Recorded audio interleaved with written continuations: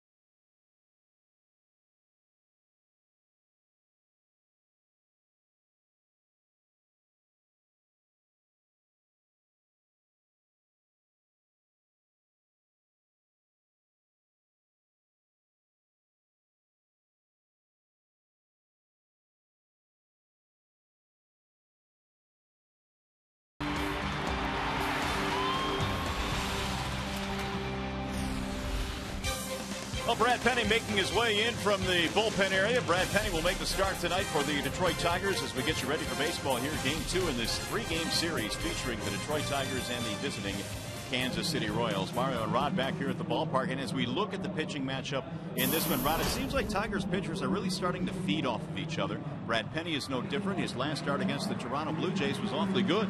You know, the biggest step that Brad Penny has taken, one, he's starting to get stronger. He didn't pitch all that much last year for the St. Louis Cardinals.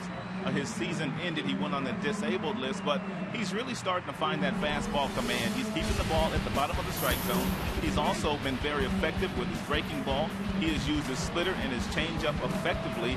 And the fact that he threw 12 ground balls in that start against the Toronto Blue Jays speaks volumes at the fact that he is really starting to round into shape. Brad Penny has been one of the more consistent starters for the Tigers over his last couple of starts. Hopefully that will continue here this afternoon against these Royals. Now, what do you got on Jeff Francis? Here's a guy that has been really good over in the National League, had led the Rockies in wins for 3 consecutive years. Then all of a sudden, an arm injury, he's trying to make his way back from that right now. You know, and he's finding it a rough go here in the junior circuit. That would be the American League, where it has been known that they have some outstanding hitters, and you also add the designated hitter into that fact, and you make some of these guys that have come from the National League find their way a little difficult in the American League. But he's a guy that has a big curveball. He has a changeup, an occasional fastball here and there. He's not overpowering by any stretch of the imagination. And we'll see how this matchup works here today at the ballpark. You might notice the pins we're wearing. Of course, that is for Stand Up to Cancer, which is a Fox national initiative to find aggressive cures for cancer. So we are supporting that again here today. Glad to have you with us as the Tigers take on the Kansas City Royals. It is game 2 in this series. Should be a great day of baseball. Hopefully a good day for Johnny Peralta, who's been red hot. A 9-game hitting streak for the Tigers shortstop. Stay with us. Tigers and Royals. Game 2 next.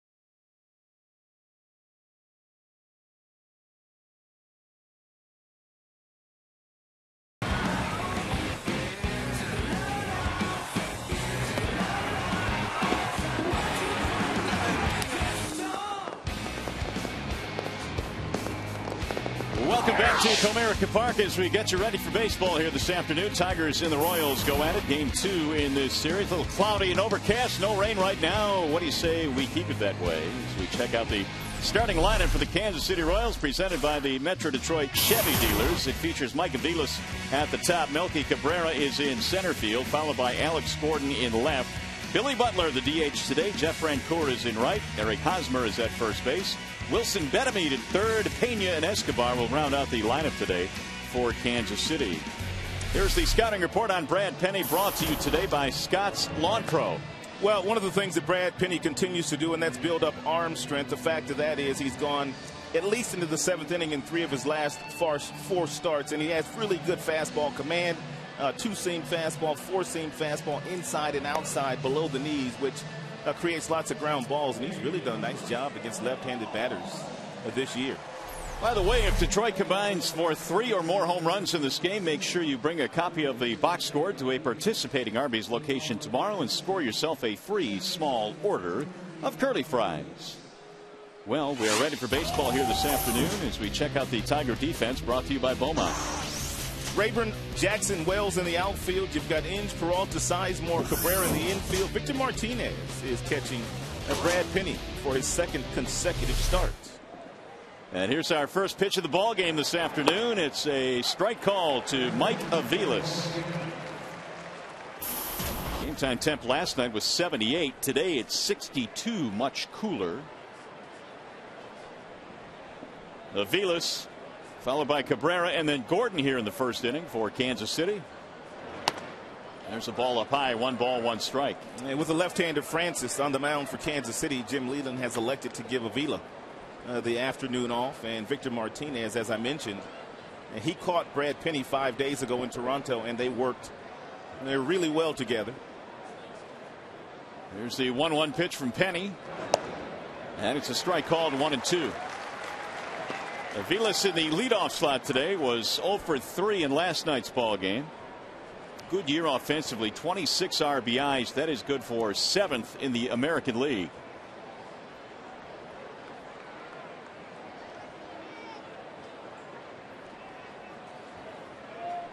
Here's the 1-2 pitch. That'll get back out of play. 1-2. The count stays on Aviles, who possesses one of the more odd batting stances in the American League. You don't normally see the guys in the AL or really in the NL swinging the bat like he does, and also that front foot twitches up and down as well. It's one you wouldn't teach, but it works for him.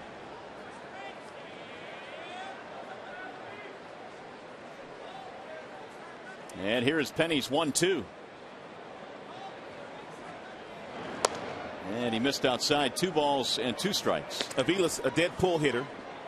Verlander did a marvelous job against him last night with slow breaking balls away, and he was trying to pull just about every single pitch that JV threw in the game last night. Now the 2-2 coming home, and Aviles chops it to short. Johnny Peralta waiting on the hop. 1 up and 1 away.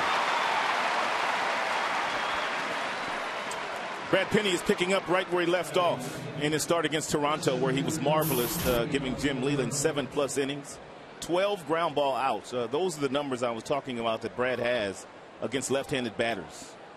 They're hitting him at a 225 clip. 3 of his last 4 starts have really been outstanding, of course, including that last start against Toronto. The Tigers winning 3 out of 4 against the Jays.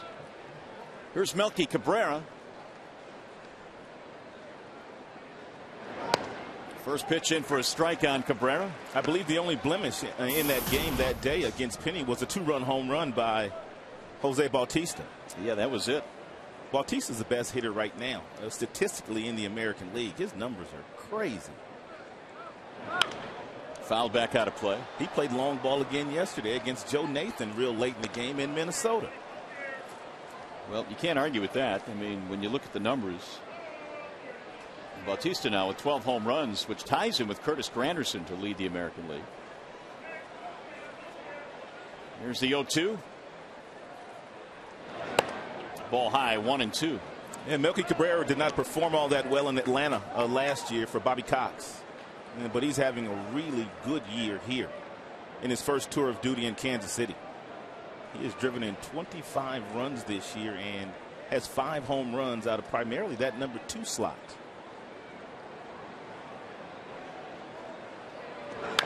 Another chopper to short. Johnny Peralta tested early in this game, and he's up to the task. 2 gone. Johnny Peralta has been as steady as any shortstop in the American League. Doesn't have the great range at that position, but what he catches, he throws accurately across the diamond. And what's hit to him, he most definitely catches. He hasn't missed many this year. With 2 outs, that'll bring up Alex Gordon. We're trying to get something started here for KC. 1 for 4 in last night's game.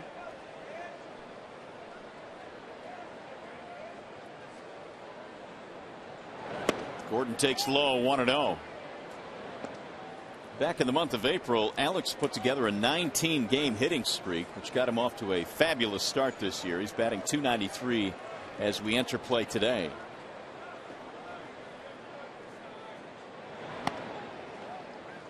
Two 2-0 on Gordon, the former #1 pick.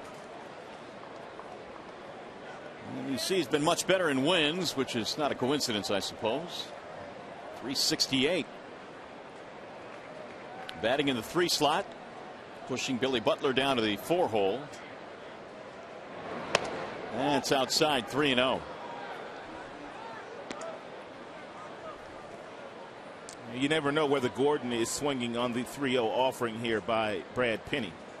And so if you're Penny and Martinez, if you throw the fastball, make sure you locate it in an area where he can't hurt you. Penny did not walk anybody in his last start in 7 2/3 against the Blue Jays. In fact, in his 4 starts, he has not walked more than 2 in any of those, which always helps the cause. And here comes the 3-1. That's pulled to the right side and through, out of the reach of Scott Sizemore. It's a 2-out single for Alex Gordon. First hit of the ball game for either side. And that gives Billy Butler a chance here in the first inning. Butler did walk a couple of times in the game last night. He was, however, 0 for 2, which snapped a long streak that he had going. He had hit safely in 22 straight against the Tigers. That came to a screeching halt courtesy of Justin Verlander. He's been wearing out some Tigers pitching since he emerged on the big league scene.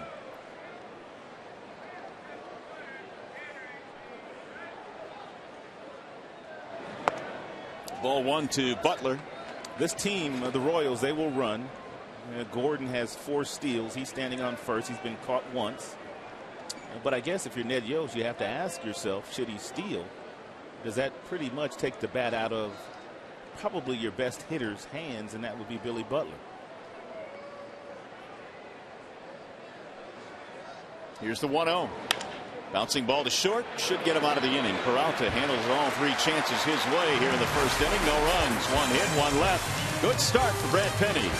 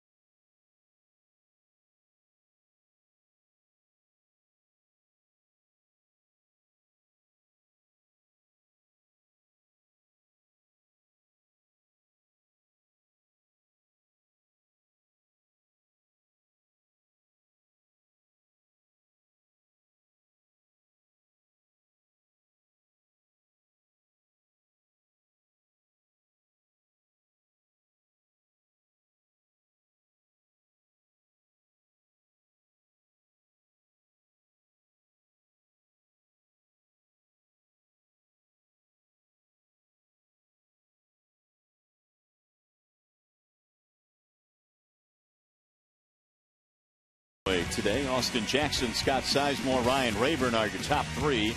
Cabrera cleaning up, and Martinez the catcher. Johnny Peralta in his last 7 games hitting .478, awfully good. Bosch is DHing today, and you've got Wells in right, and you've got Inge at third base. The Bernstein advantage brings you the scouting report on Jeff Francis. Get the Bernstein advantage. We go to bat for you. So far, Jeff winless in his first tour of duty in the American League. As a matter of fact, he hasn't won a game since last July 30th, 2010. He's always around the plate. He doesn't walk that many batters. Jackson takes strike one. He's a finesse guy.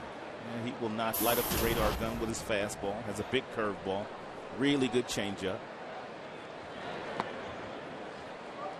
Francis has only 9 walks in 46 innings of work so far this year. He's given up a lot of hits, too. Here's the 1-1. 2-1 on Jackson with a bit of a different look today, sporting the high socks all the way up to his knees. Here's the 2-1. Stroke to right center field. It's down, a base hit. Quickly over there to get it is Cabrera, and he will hold Jackson to a single. Let's take a look at the Kansas City Royals defensively. It's always presented by Tim Hortons. Gordon, Cabrera, Francoeur in the outfield. They've been doing a lot of damage offensively. Escobar at shortstop. He's only made 2 errors and 198 chances. Avila's at second. Hosmer, the young hotshot rookie, he's over at first. And Brian Pena, he's getting the nod behind the plate today. Here's Scott Sizemore. He shows bunt, pushes one down the first base line. Hosmer has nobody covering. Outstanding job by Sizemore. He caught the entire right side of the Royals infield off guard, and a perfectly placed bunt. You can see Aviles was playing double play depth, which meant he had no shot at getting there. Once Hosmer got the ball in his glove, he looked to turn, but there was nobody at first base. The element of surprise.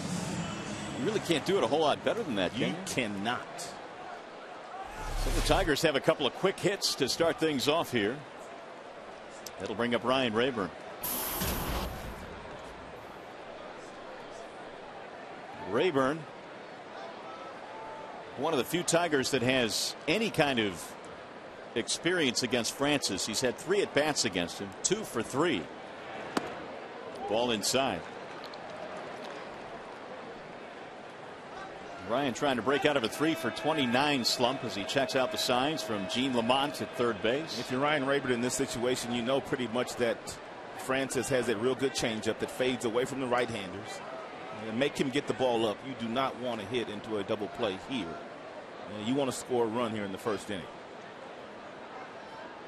And he shows bunt, drops one to third. Barehanded play by Betemit, who throws him out. So the runners advance.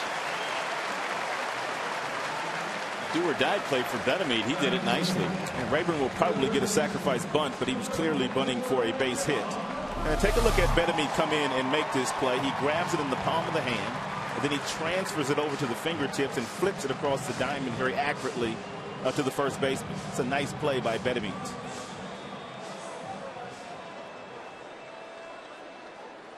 Tigers are pushing the ball all over the lot here in the early goings. A couple of bunts, second and third, 1 out. You've set up your big man now, Miguel Cabrera. Ground ball left side, base hit left field. Jackson scores. They'll stop Sizemore at third, and Cabrera gets an RBI. It's a wise decision by Gene Lamont over at third base to stop Sizemore. And Gordon in the outfield has a pretty good arm from left field. Therefore, the way that Martinez is swinging the bat, why run yourself into another out?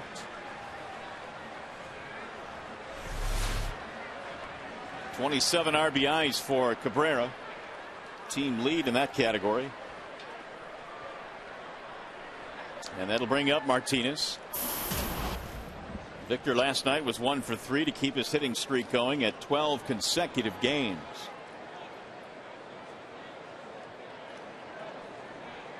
Sizemore at third, Cabrera at first.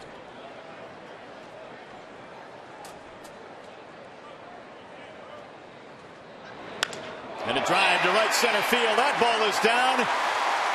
And it's fielded by the right fielder, Francoeur. This will get another run in. Victor Martinez remains absolutely red hot.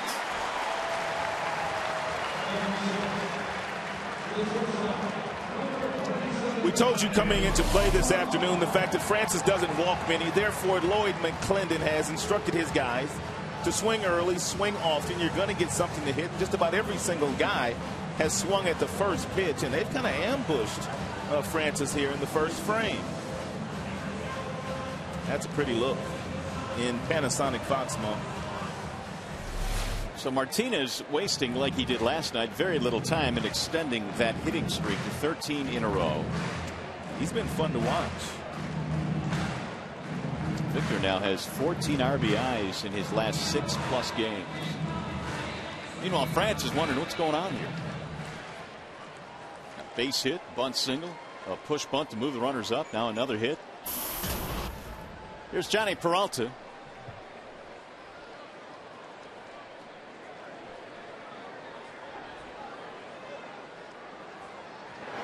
And Johnny looks at strike one. Peralta himself has a nice little hitting streak going, 9 consecutive games. And Johnny last night figured in the scoring with a home run, a solo shot. Wasn't a whole lot of scoring last night. 3-1 wasn't a whole lot for the Royals because Verlander was on the hill. He was money once again last night.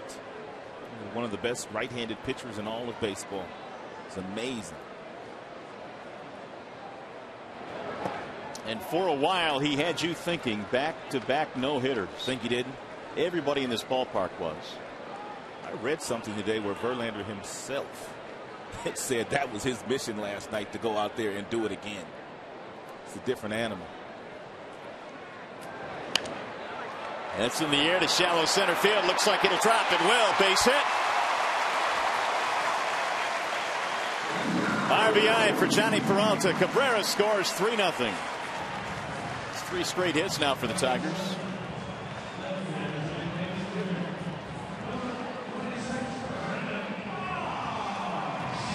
He's going to bring up Bosch. Bosch has done a lot of damage against left-handed pitching in his very brief major league career. As a matter of fact, his numbers are better against left-handers than right-handers.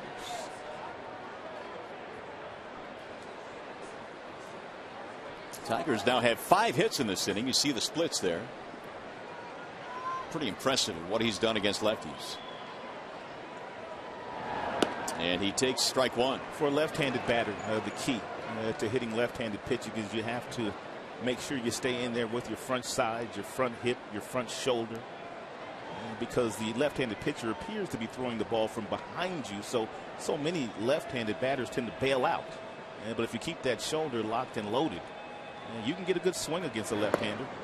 And Brennan has done that with regularity.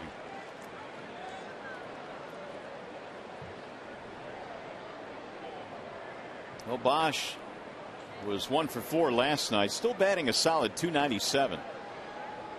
Knocked in 18 runs. Still only 1 out in this inning. And he skies this one in the air to shallow left center field.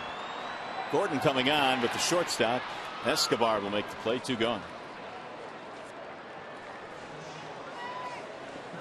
That'll bring up Casper Wells.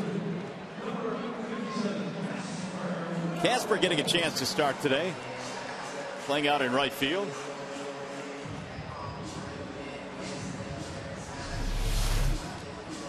I told you that Francis has that real good changeup, and you can see him holding it there and not afraid to throw that pitch to a left-handed batter.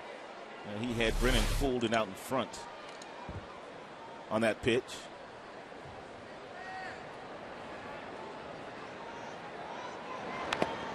Fouled off. That's buckled. Brian Gorman, home plate umpire.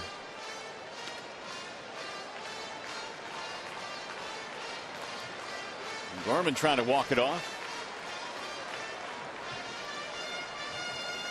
Tigers strike early again in this one. 3 in the first. It seems like they've done a lot of that. in their last 10 games, winning 9 of those contests.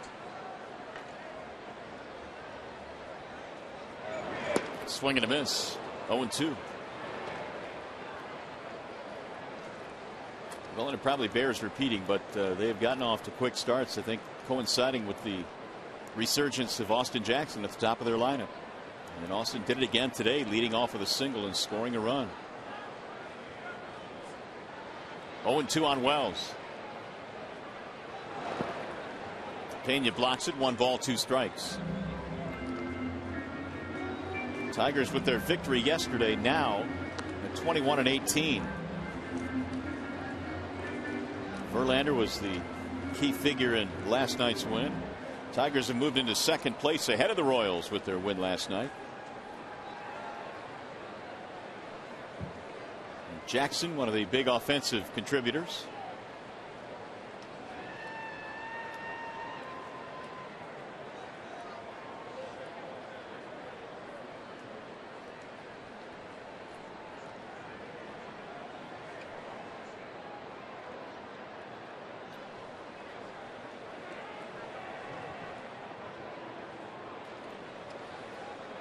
One and 2 on Wells.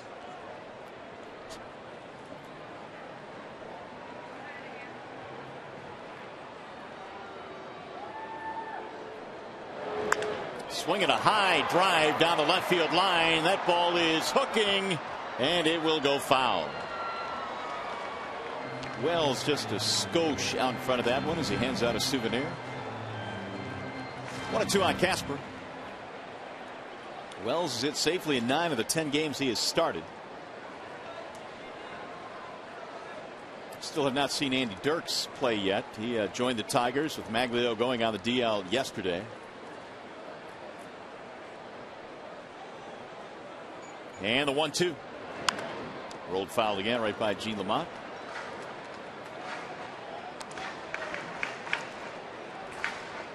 Here's Andy Dirks getting his first taste of the big leagues. He performed so well, hit .333 this spring, and he went down to AAA and just continued to swing it. And here he is. Eagerly awaiting his first opportunity.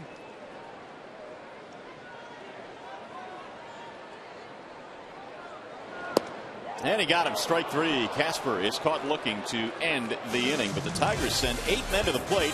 They put up 3 big ones early in this one.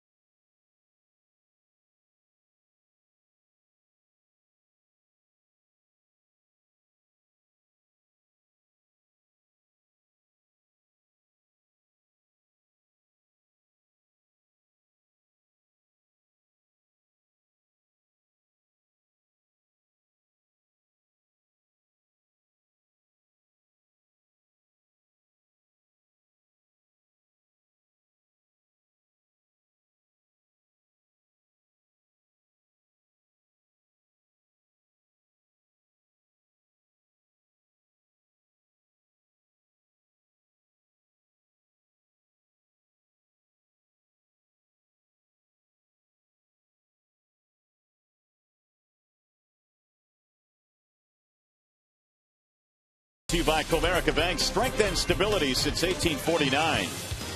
By Jeep brand, now celebrating 70 years of legendary heritage. And by Arby's. Stop by today. Try the market fresh grilled chicken and pecan salad sandwich. Cloudy overcast day here in downtown Detroit.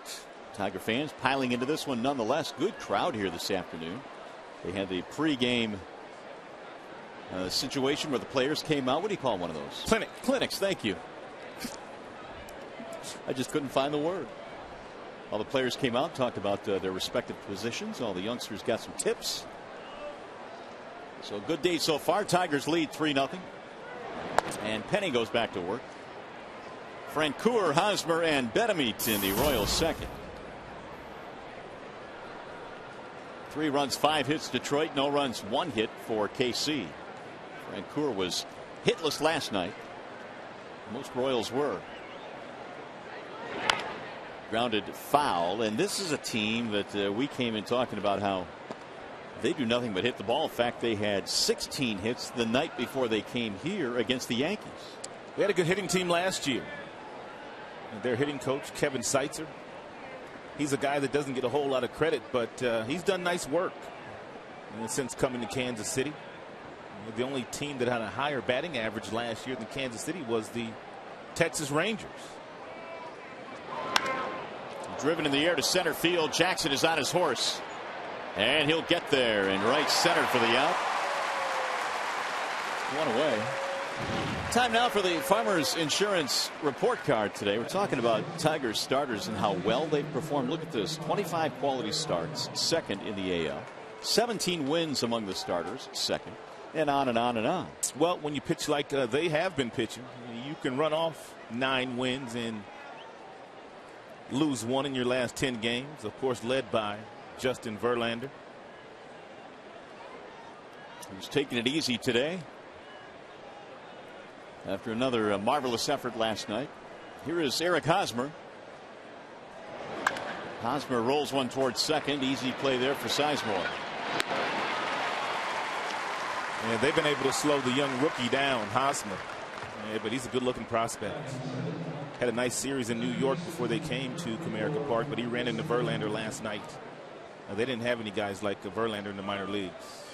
Not at all. Here's Wilson Betemeet. It had been 69 games since the Royals had as few as 3 hits in a game like they did last night. So indeed, Verlander shut down that offense that has been hitting at a very high clip. Betemeet takes a strike. Wilson batting .317. He's having another solid season from an offensive standpoint. Their best hitter with runners in scoring position, close to 400. He can hit. He's an underrated player, I think. He's one of those guys that when he came up in the minor leagues, he was touted as being a star. Right. And you hear it all the time. And then they kind of change from team to team, and they make different stops, and they kind of mature and kind of settle into their roles. And he's kind of settled into that backup infielder's role. Fouls that back out of play. We have one of those as well in Ramon Santiago. Although Santiago didn't have that star attached to his name as he came up as a young infielder, but he was an everyday player. But now Ramon is very, very comfortable playing a couple times a week or whenever Jim Leland calls on him. He didn't have that high hype coming out of the minor leagues, but he did have attached to him the fact that he was probably going to be one of the middle infielders along with Omar Infante for a long time here in Detroit.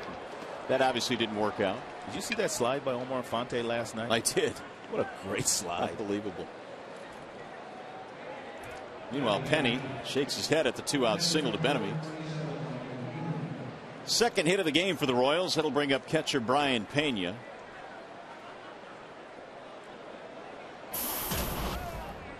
Pena catching today. Trainer caught the first game in the series last night. If you're Penny, as I said in that very first inning, you can't forget about a number of these base runners that may get on here today for Kansas City. Popped up foul. Inge giving it a look. Might have a chance. Reaches. He made the catch. He's such a freak. Against the railing, Brandon Inge yanks one back. What a play. Look at the concentration.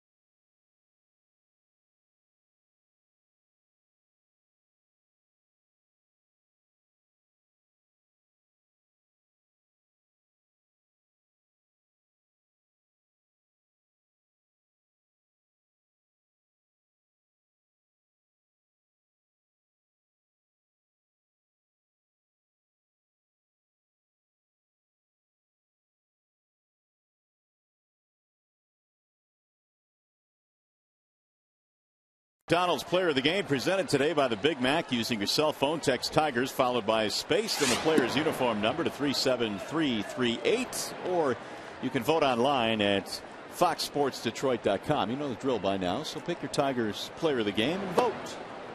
Brandon Inge is leading it off. Well, you know, he's getting some early votes after making that really nice catch on the pop-up off the bat of Brian Pena, the catcher. I think Brandon Inge gets early votes on days that he has off, too. That he does. He makes his play about as well as any third baseman in the majors. He knows exactly where he's at. Then he elevates and he braces himself on that out-of-town scoreboard, and that's how he's able to make the play.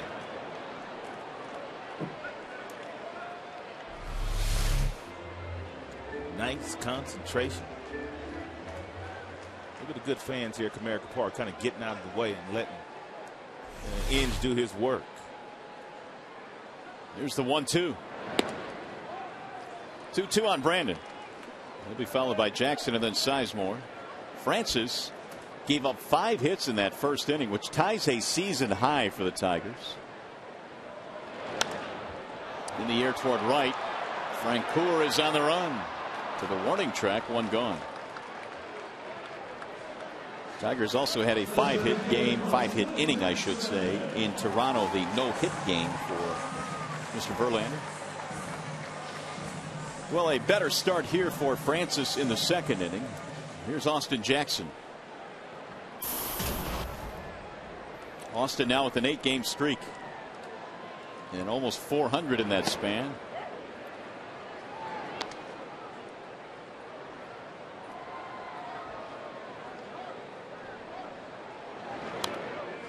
Rolled foul, 0-2. Austin got the party started yesterday against Luke Hochevar. In the very first inning, it was the second pitch of the game. He homered into the Kansas City Royals bullpen for a solo shot. His 3rd home run of the season.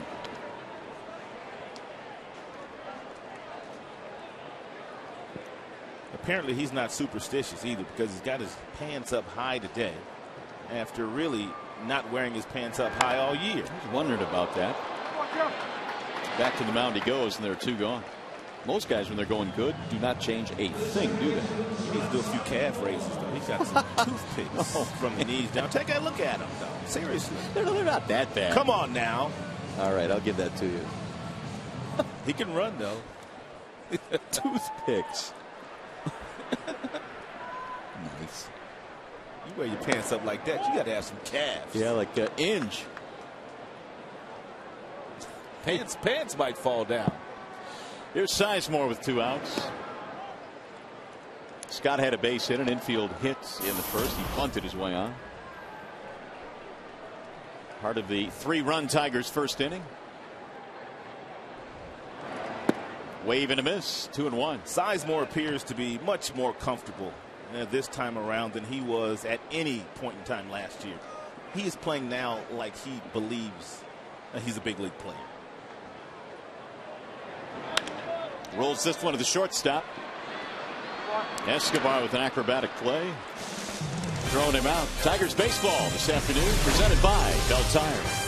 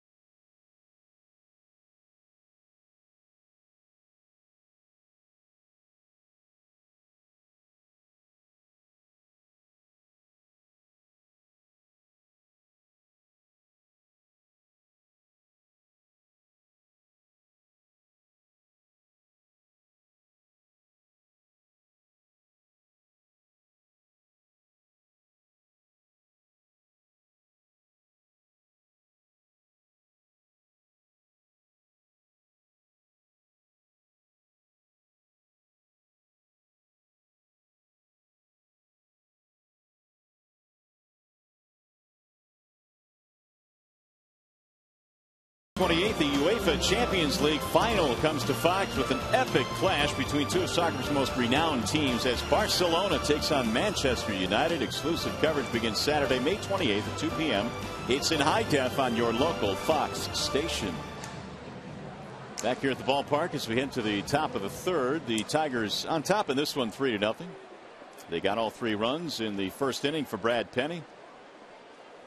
Penny will face Escobar, Aviles, and Cabrera. Couple of singles so far for KC. That's it. Alcides Escobar, batting .223, was hitless last night. Although he did walk and score a run in the 6th, the inning that Verlander lost his no-hitter. Ball 1 from Penny.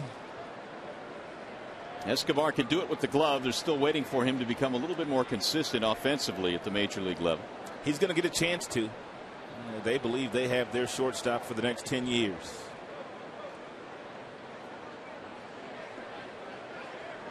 Escobar getting his opportunity now, although the Royals did draft a shortstop with their top pick last year. There's a chopper hit to third right at Brandon Inge. And Escobar is out of there. 1 away. That'll bring up Mike Aviles. So Penny getting some ground ball outs early in this game. He got 3 of them in the first. He got 1 more in the second. Now 1 more here in the third.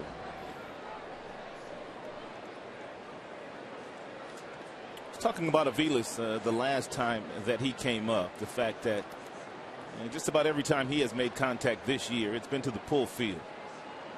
And hitting for more power, I may add. Here's a spray shot to left.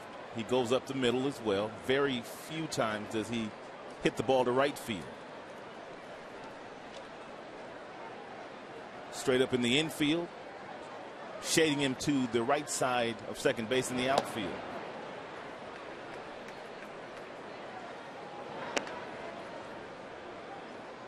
Aviles this year has a total of 5 home runs already. He's had to hit his way to the big leagues. You're right. He wasn't a highly touted prospect coming out of college. Ooh, down he goes. Didn't go to a big college. But once he got into the minor leagues, all he did was hit. And when he came to the big leagues a few years ago, he hit as well as a rookie. And now he finds himself pretty much playing every single day. .296 career minor leaguer. Hit .363 his first year, over .300 a few years in the minor leagues. That's what you have to do when you're not a high draft choice. You have to put up some monster numbers if you're going to pass over all the guys that were given really nice signing bonuses, because those guys are going to get every opportunity to fail. Every opportunity to fail. Just the way it is. And sometimes I guess you can't blame organizations for that because of all the money they have invested in these top picks. That's right. Here's the 2-2. It's off the plate, 3-2. The other thing that Aviles brings to the Royals, which has been very handy, is he is fluent in Spanish and English, and he has struck up a really good friendship with the young kid Escobar, the shortstop, which has made his transition to the States and to baseball here much more smooth. Penny's 3-2 off the end of the bat to the second baseman. Sizemore throws him out. A couple of ground ball outs for Aviles. He's 0 for 2. That'll bring up Melky Cabrera.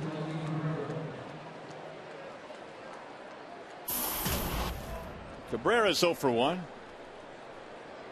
It's already 5 ground ball outs for Brad Penny in this game. He had 12 of those 5 days ago against the Toronto Blue Jays.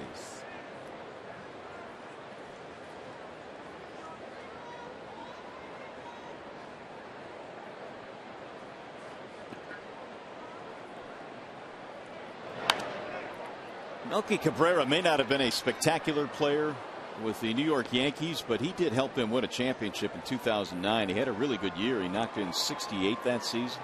He was a nice piece to that puzzle for sure. But a somewhat forgotten piece. He was later traded and Went over to the National League, now back with the Royals in the American League. Their team is so star-studded. A lot of guys fall under the radar there. You never really knew Bernie Williams put all the numbers up that he put up because he was always playing in someone else's shadow. Slice to left field on a line. Rayburn has to leap to haul it in. Penny has a 1-2-3 third. 2.5 in the books. 3-0 Detroit.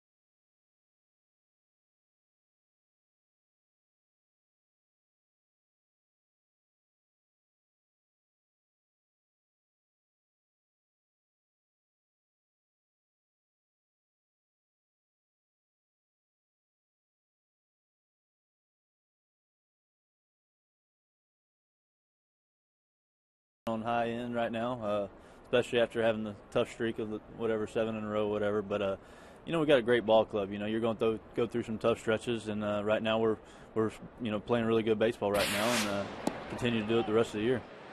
That is the hope for Ryan Rayburn and the rest of the Tigers, who have now won 6 straight to jump into second place behind Cleveland. 4 games back coming into play today as Rayburn leads it off. Cabrera, then Martinez facing Francis. That has popped up. Right side of the infield, Hosmer is there. And now he's going to give way to the second baseman, Aviles, who says, "What are you doing? I thought you called it." They got lucky there. Hosmer just peeled off. And Aviles was fighting for his life to catch that thing.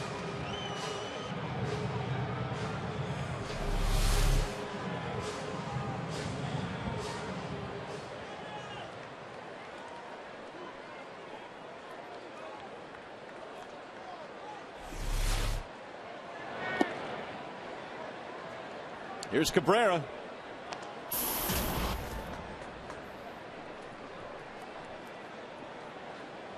Miguel an RBI single in the first. And Cabrera now leads the team with 27 driven in. He has been walked intentionally 10 times this year, so he's certainly on pace to get to the number he recorded last year, 32 intentional walks. He is given time late by home plate umpire Brian Gorman.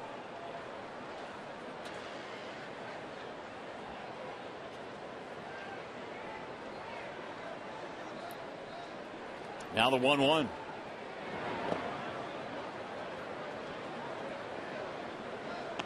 Cabrera, like so many big league players, like to hold that ring finger and pinky off of the bottom of the bat, which allows him to get the bat through the strike zone by pulling the knob first.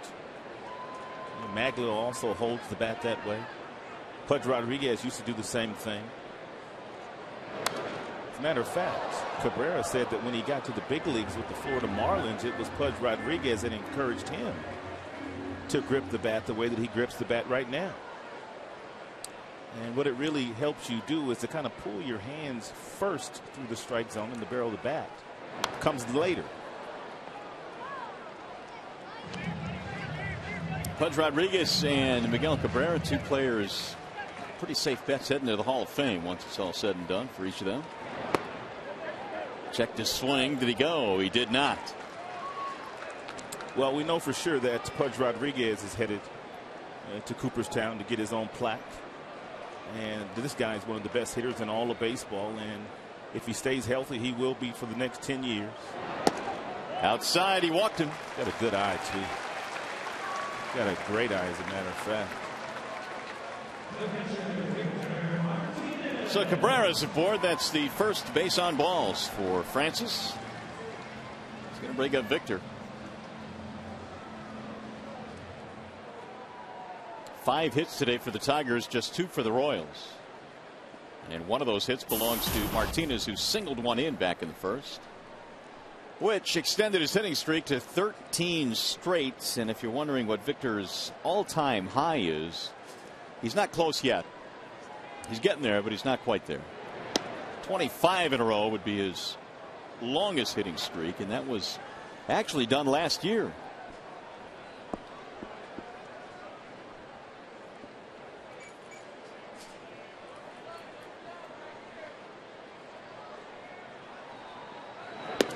There's a strike called, 1-1. When Victor got to the Detroit Tigers, he advised the youngster Alex Avila into going to a heavier bat. And the results have been very good.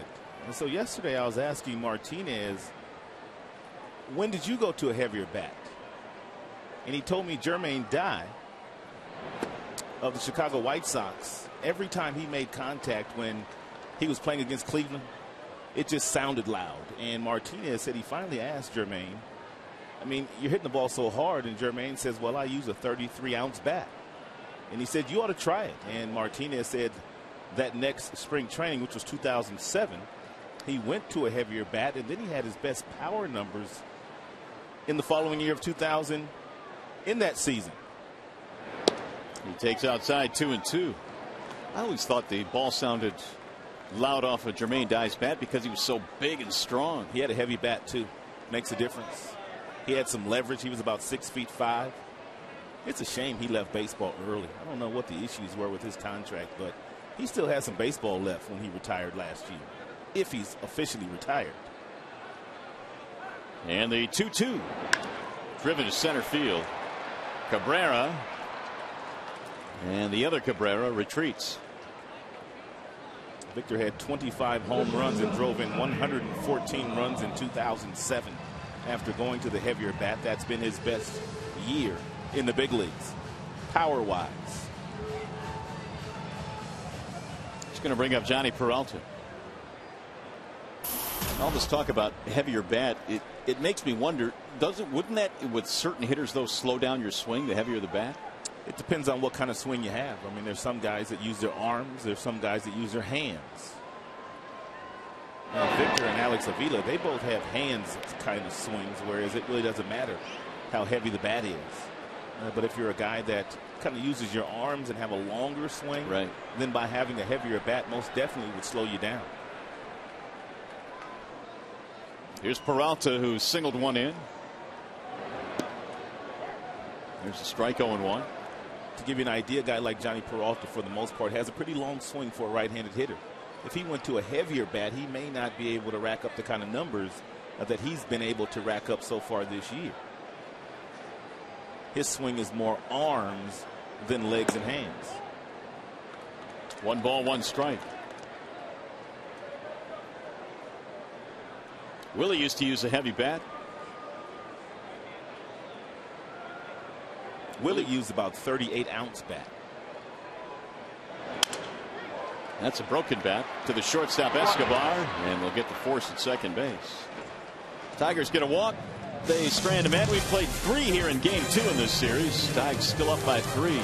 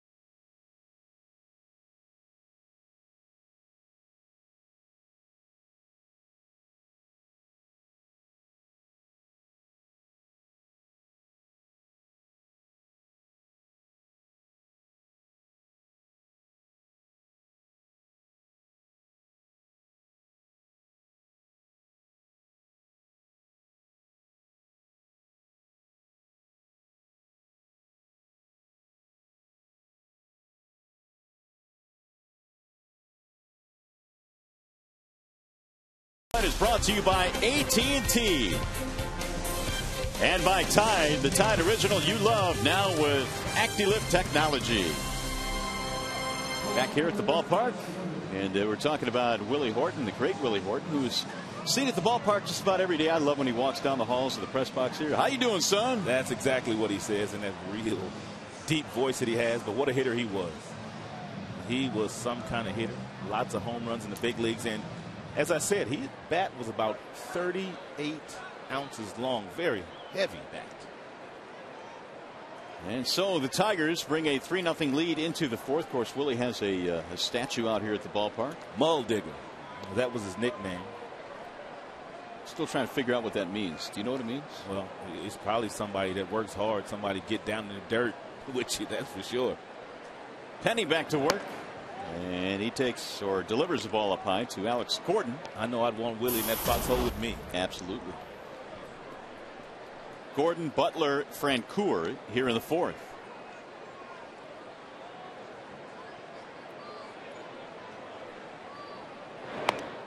Ball outside, 2-0. For the Royals so far today, single in the first, single in the second.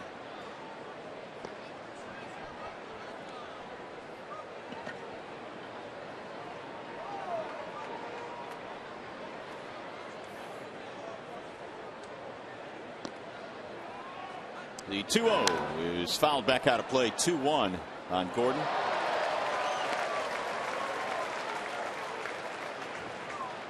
Penny hasn't faced the Royals all that much in his career. In fact, this is just his third career start against KC. And the first time he has seen them this year. Wave and a miss. 2-2.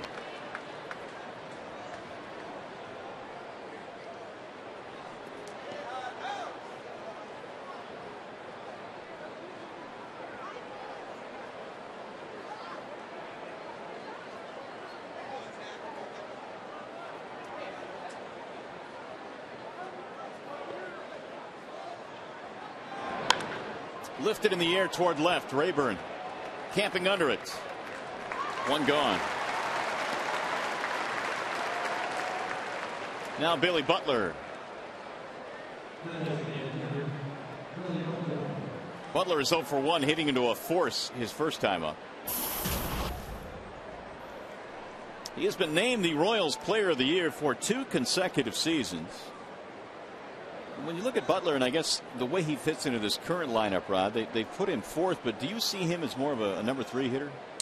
Well, I do, but I can understand why Ned Yost has him batting fourth. Gordon has much more speed, and I think it's the same kind of analogy that Jimmy Leland uses when batting Cabrera fourth. If you get somebody on base, then you have one of your big boys, your better hitters coming up with traffic on the base paths, and Gordon's a guy that could score on an extra base hit from first base.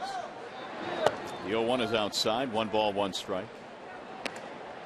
Now the emergence of Gordon has pushed Butler into the 4 slot in their lineup. He has that streak of 115 consecutive series in which he has picked up a hit. That's on the line. He was 0 for 2 in last night's game. He's been a doubles machine too. Since the 2009 season began, no one's hit more 2-baggers than Billy Butler. Got that little toe tap to help get him started. He starts, he stops, then he gets to that real nice balanced position. And let's face it, he's got some really nice hand-eye coordination. He was born to hit. Hitters are born. They're not made. He was born to hit. The 2-1. Well, looks like that streak is still alive. He's got himself another hit. And another double. It's going to go all the way to the wall, and Butler will cruise into second with a 2-base hit. Take a look at the company that Billy Butler's keeping here. And prior to their 24th birthday, only 5 guys in the history of the game in a season had 50 doubles or more, 20 homers or more, and Billy Butler's on that list with Cabrera, Pujols, A-Rod, and the late great Hank Greenberg. Wow. That's extremely impressive. Greenberg had 63 doubles. So Billy has his 11th of the year. And the best scoring opportunity so far for the Royals. That'll bring up Frank Coeur.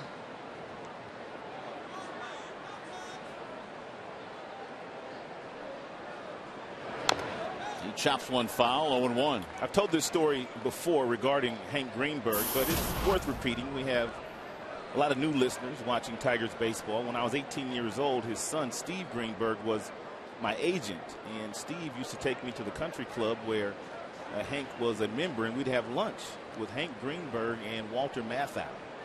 Walter Matthau and Hank Greenberg, they were tennis buddies. And you talk about an 18-year-old not really realizing the presence that he was in. That was me. Having lunch with Walter Matthau and Hank Greenberg. You're probably a little bit intimidated, I would think. The 0-1 is sliced to right field on a line and caught on a slide by Wells. We see you, Casper. Casper Wells, considered one of the top defensive outfielders in the Tigers system, showed you there. That's how you make plays like this. Is you're off at the crack of the bat. You take a direct route to the ball, and as he starts his slide, the head doesn't move. Real good concentration, and he's able to make that play. Looked like he might have lost some lights there at that last second, too. He may have. Lights are on here. It's an overcast day with rain in the area. But Casper with a nice play, holding the runner at second base. Here's Eric Hosmer. Speaking of Walter Matthau, were you a huge Odd Couples fan? I used to watch the show, yeah. That was a lot of fun back in the day. There's a strike call. No balls, one strike. Matthau was in the movie The Odd Couple movie. That was Jack Klugman who was in the television show in The Odd Couple. Jack Klugman? Yeah. I knew it was one of them. I used to lean toward the guy that was really sloppy. That was Klugman, I think. Never pick up. Felix. 1 ball, 1 strike on Eric Hosmer, who bounced out back in the second. He really hasn't had many good swings so far in this series. Of course, Verlander had a little something to say about that last night, and so far Penny, first time up, worked him well, got him to roll over to the second baseman. Hosmer is out of a 2008 draft, and in that draft he was voted as the high school baseball player in that draft that possessed the best power. And you can tell, I mean, it's a big kid that as he matures is probably going to hit some home runs. He drives one in the air to center. Jackson on his horse, still going back. He makes the catch. Oh, what a play by Jackson, who got a late jump. And speed kills. He was able to rebound and make a beautiful play. Austin doing it again.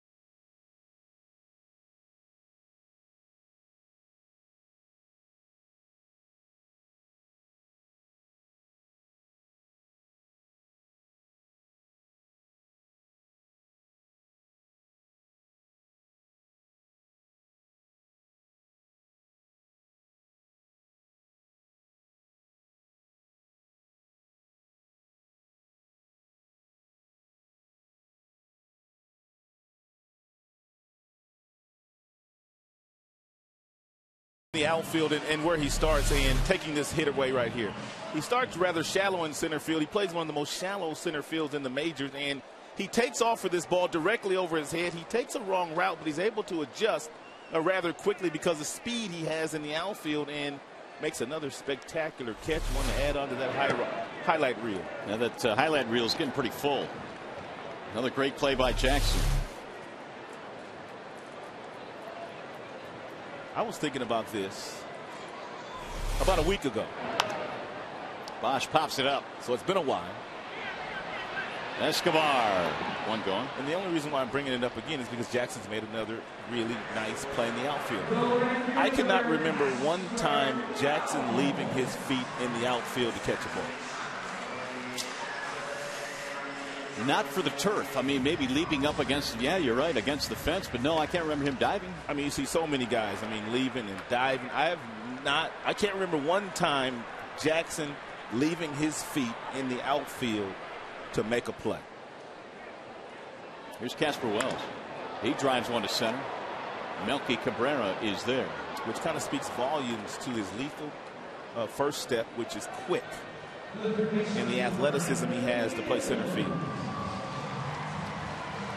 Yeah, he just gets the balls where he doesn't need to stretch out. Another great play. Because Brandon Inge, he turned in a pretty good play earlier in this game, snatching one back from the fans down the third base line. He flied out his first time up, and he looks at strike one. Tigers have out-hit the Royals today 5-3. This is a Tigers team that is clicking right now. They've won 6 in a row. All 5 of those hits came in the first inning. And all of them were singles. Here's that play you were talking about regarding Brandon Inge earlier in the game.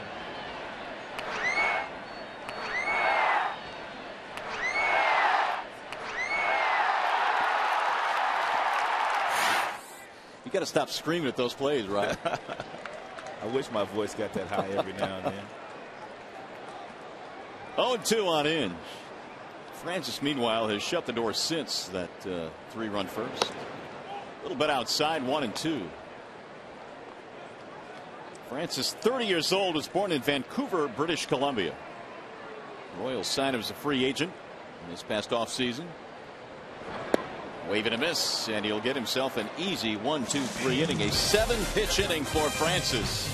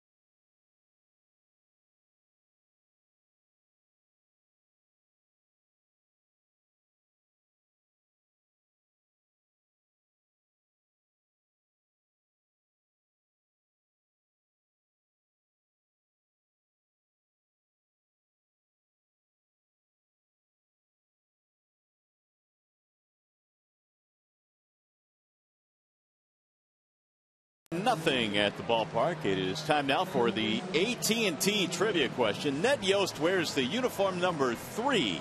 Who is that a tribute to? Number 3. It's a tribute to whom? That's your question. Got to be Babe Ruth, right? Oh, is that your guess? No, I know the answer. No. It's not Babe Ruth. We'll give you that hint. And so we'll give you that answer in just a bit. In the meantime, here come the Royals now in the 5th inning. Brad Penny off to another good start. 4 solid scoreless innings. Brad looking as good as he did, if not better, in the early goings than his start in Toronto, in which he threw 7 2/3 and giving up 2 runs. Here's Betemeet, then Pena, then Escobar.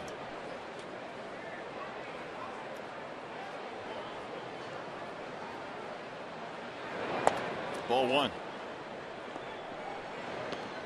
Betemeet is single back in the 2nd. Wilson this year came in batting .378 on the road. And the 1-0.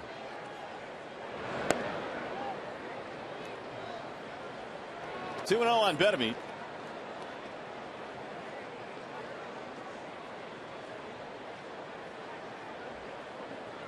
So far this year, Penny has put together an ERA of 2.36 here at Comerica Park in his new home ballpark. Taking advantage of the expansive center field, although he's gotten a lot of ground balls in this game. Last inning, he got a couple of fly balls.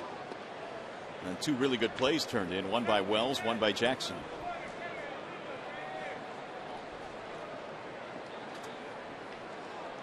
Here's the 3-0. Same 2 teams wrap it up tomorrow, and in that one, it's going to be Scherzer and Kyle Davies.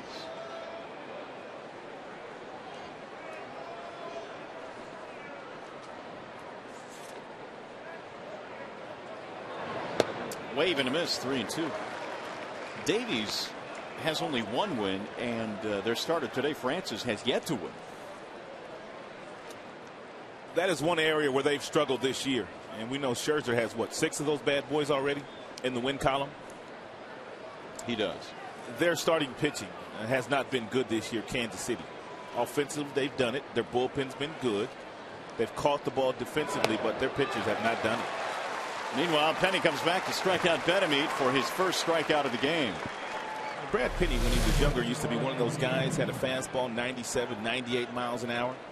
No longer does he have that electricity in his right arm, but he has developed some command with about 91, 92 on the outer edges. And he's been getting lots of outs lately. He climbed the ladder that time to get Betemeet. There's Pena. The Royals catcher 0 for 1 with a pop-up. Slaps that one foul back out of play. Pena. Go ahead. So I'm going to say Brad Penny from Broken Arrow, Oklahoma. He used to date Warren Spahn's daughter. Remember that. When he was in high school.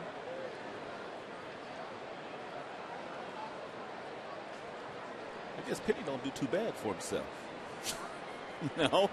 He got one of them No, stars he doesn't. now. Yes, he does. Yeah. Dancing with the stars. I like the way you put that. Doesn't do too bad for himself. He doesn't. That's true. I ain't mad at you, boy. 1-1.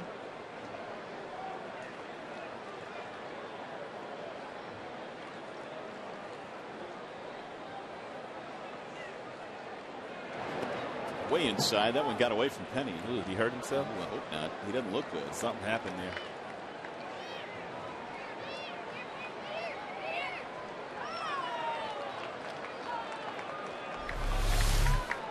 Take a look at his actions after the pitch.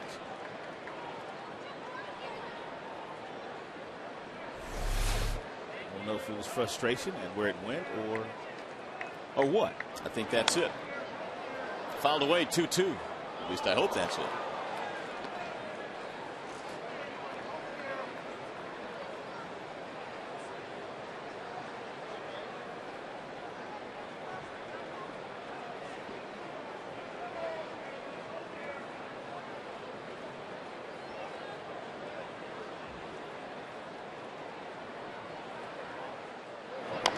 Little chopper back toward the mound. Penny comes off to make the play. Pena's out of there, 2 gone.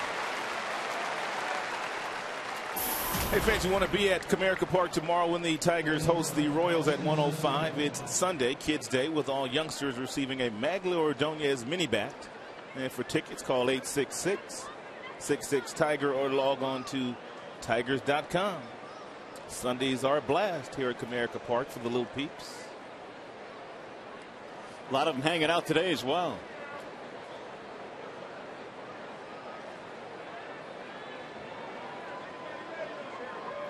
Had the clinic before the game today. A lot of the young kids listening to the big leaguers and how to play the game. Here's Alcides Escobar. He looks at ball one.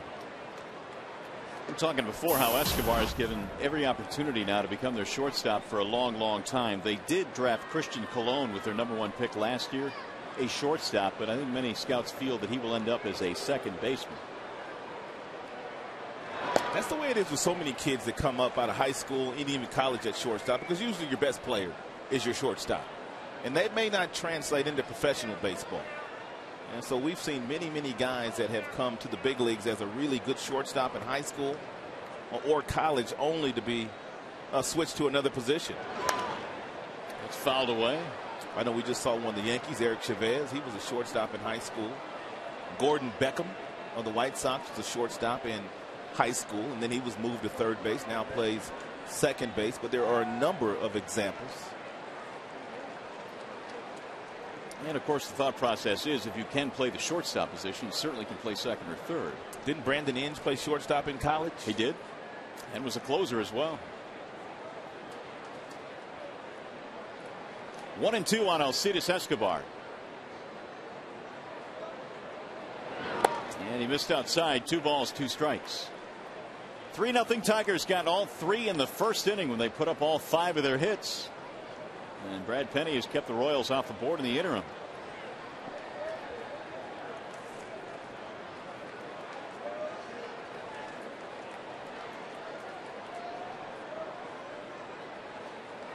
And the 2-2. Ground ball left side. Peralta will use the backhand. Escobar is out of there. It's a 1-2-3 inning. You're watching Tigers baseball on Fox Sports Detroit, presented by Bell Tire.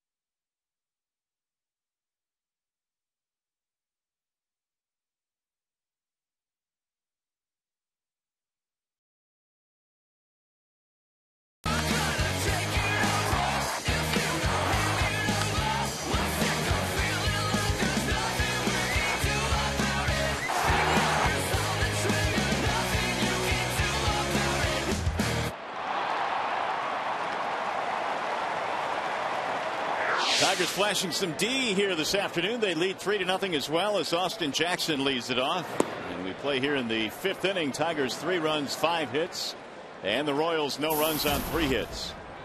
Jackson a single and a run scored in this game, 1 for 2. Francis back to the plate and he delivers down low, 2-1. Francis has really done a nice job of limiting the damage after getting hit around a little bit. 5 hits in that first inning. Bouncing ball to third, right at Betemeet. 1 out. 6 in a row retired by Francis.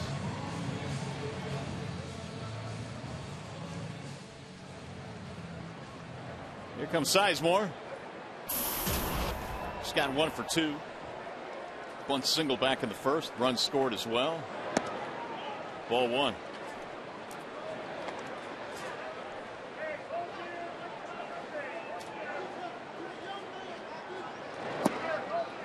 There's a strike on the outer edge. 1-1.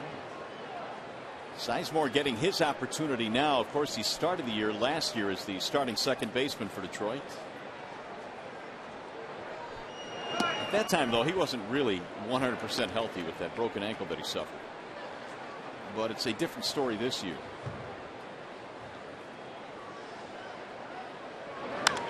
He slices that one to center field. Base hit, his second hit today. 1 on, 1 out. Bring up Ryan Rayburn. Of course, the Tigers still waiting on Carlos Guillen, and it's getting at least a little bit closer. Guillen was at the ballpark yesterday taking ground balls, taking BP. We hadn't seen him in a while. He looked good, too. Looked strong. Looked healthy. If they can get him back and healthy and contributing, it's only going to lengthen this offense. Now, the key is where you're playing. Ball 1. Yeah, that's a really good question.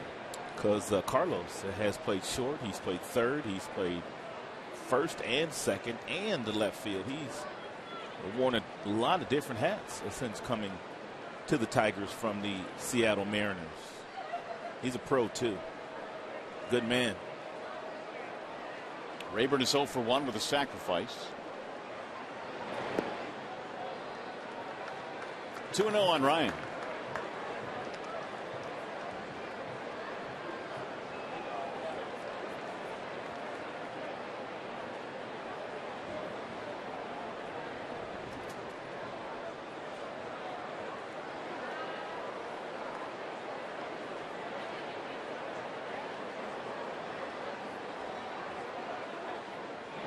Ground ball to third. Betemeet fires to second. They'll get 1 there. No relay.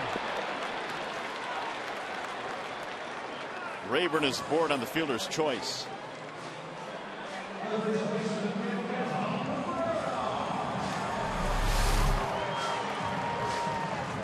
It's a pretty nice feed here by Betemeet. What it does is, because you know it's going to be a close play, if you get the feed down there where Aviles gets his feed, if he wants to finish this play, he could make Sizemore get down by flipping the ball underneath, but he wisely held on to it because he wasn't going to get Rayburn. But you want the feed down there when you know it's going to be a close play at second base.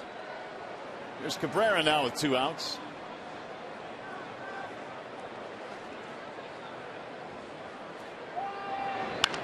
He rolls that one to short. Escobar flipping for the force. And the inning is over. We played 5 complete here at Comerica Park. Still 3-0 Detroit.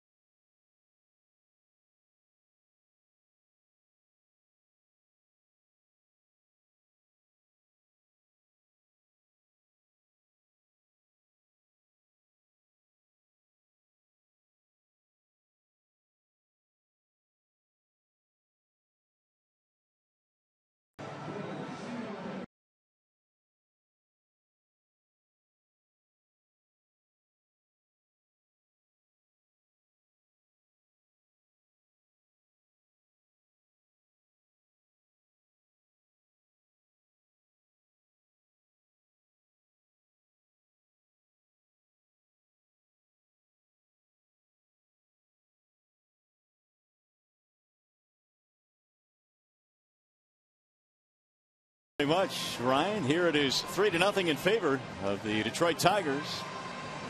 The Tigers looking good here this afternoon. They've given up just 3 hits. More specifically, Brad Penny has given up just 3 hits. And it'll be Mike Aviles to lead it off. Aviles, Cabrera, and Gordon facing Penny. Aviles 0 for 2, a couple of ground balls in this game. Out of the leadoff spot for Ned Yost. Breaking ball, he went 0-1.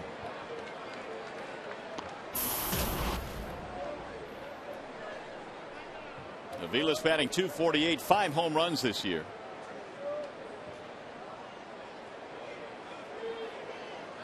And the 0-1.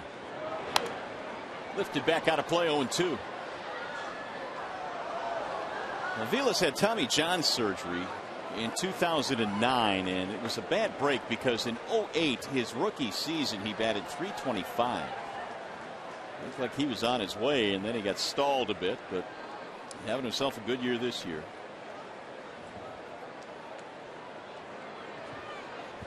Can play short, second, or third. And Penny missed outside.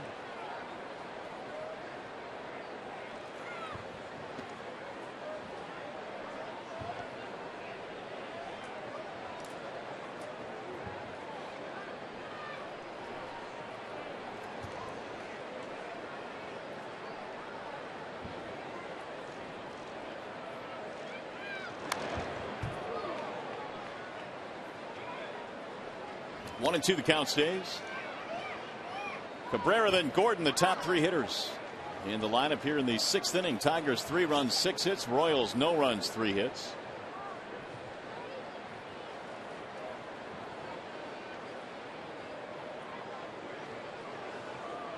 And again the 1-2. Bouncing ball up the middle. Peralta scooping. Got him. Nice play. 0 for 3 for Mike Aviles. There's that AT&T trivia question one more time. We're talking about Ned Yost, and he wears the uniform number 3. Who is that a tribute to?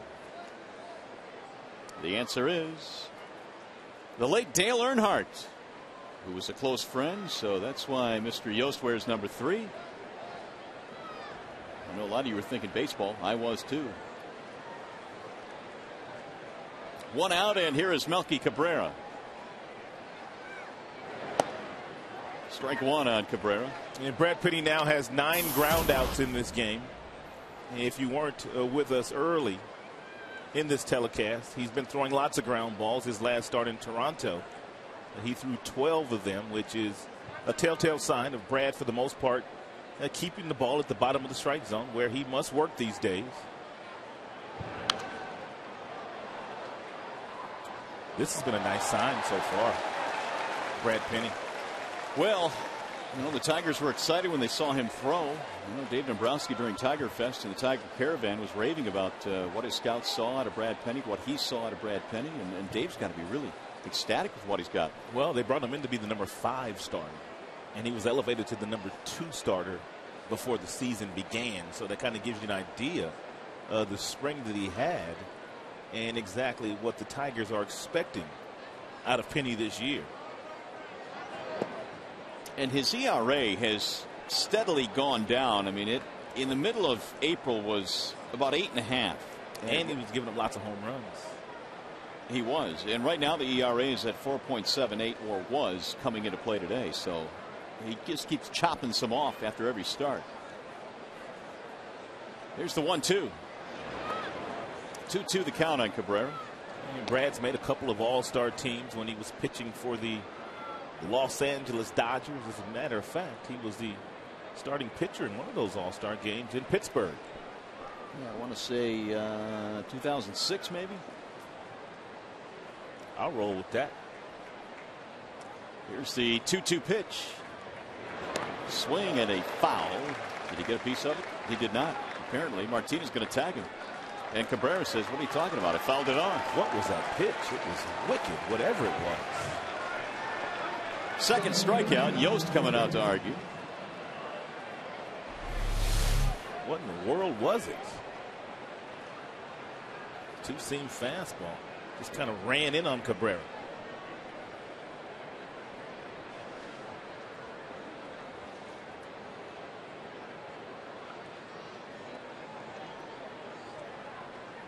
Didn't look like he came close to hitting that. It hit Martinez in the foot. I think Cabrera was trying to buy one there or sell one, and Gorman wasn't buying. So 2 outs, and now Alex Gordon. Strike one. Gordon is 1 for 2, single and a fly ball. One of just 3 Royals hits.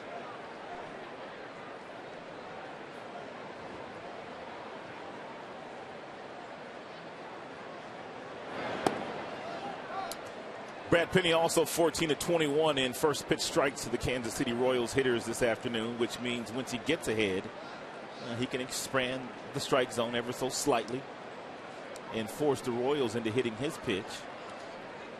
He's done a very nice job of that.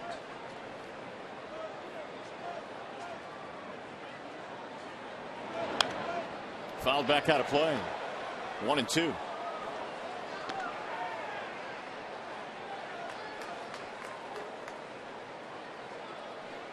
By the way, that was the 2006 All-Star game. He started for the National League as a member of the Dodgers and pitched 2 innings.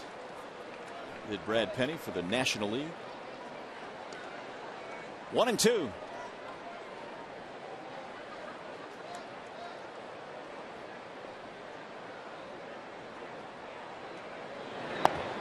Where's the All-Star game this year? Arizona? Arizona. Before the Tigers signed Penny, Penny said he could have gone other places, but there were a lot of people out there that wanted Brad to pitch out of the bullpen, and Dave Dombrowski, they gave him an opportunity to start, and that's why he's wearing the Old English D. The hook misses outside, 3-2. He did not want to pitch out of the bullpen.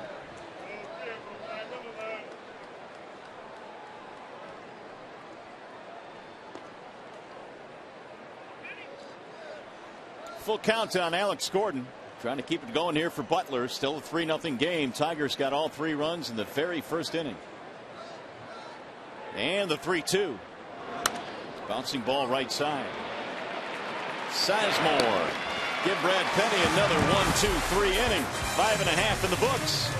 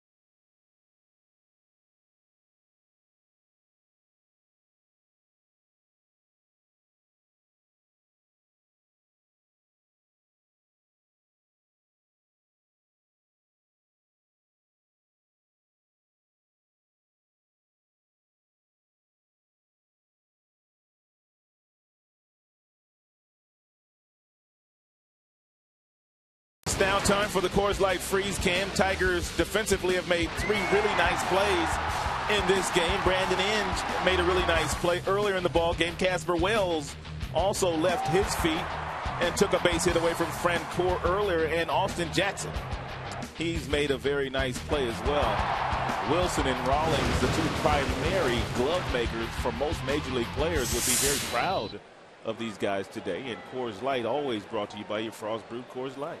Here is Victor Martinez leading off the bottom of the 6th inning. Tigers on top 3-0.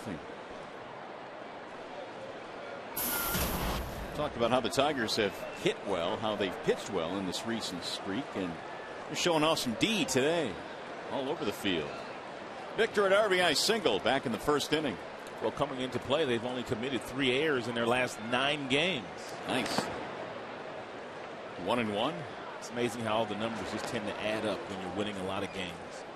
Clutch batting, defensively you're getting it done, starting pitching, of course, all gets it started, and your bullpen pitches in when it has a chance to do so.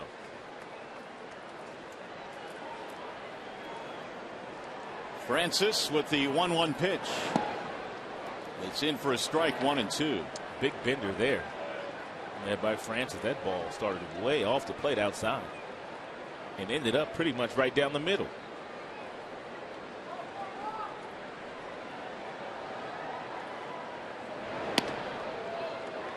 Straightened him up. 2 balls, 2 strikes. I don't know what Francis is going to do here, but most of the time at this level, when a guy goes inside like he just did, they're setting up the next pitch, which is a changeup down and away. But he's going to go with a breaking ball. And it's rolled to the shortstop Escobar. Victor is out of there, 1 gone. As soon as the game ends, stay with us for Tigers Live with highlights, reaction, and analysis. Tigers Live from the Coliseum Studios and here at the ballpark immediately after the game on Fox Sports Detroit.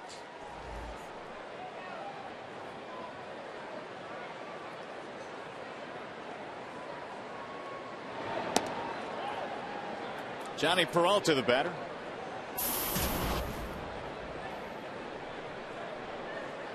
Also had an RBI single. 3 straight RBI hits in the first for Detroit.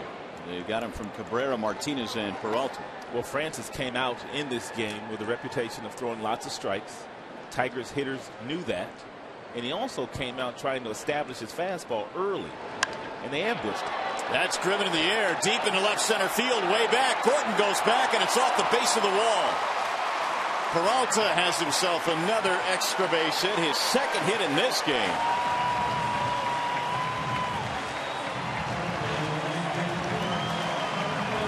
And it almost got out. Well, breaking ball there at 78 miles an hour, and Johnny stayed back as long as he could. He was out front with his body, but the hand stayed back and still able to generate enough bat speed to hit the ball off the gate. Johnny acknowledging the crowd. They're on their feet right now. His 1,000th career hit. That's a lot of knocks. Nicely done, Johnny. This is classy here by the Tiger fans. For a classy ball player, Johnny Peralta. 1,000 hits, a lot of knocks indeed. 7th hit today for the Tigers. Here comes Bosch.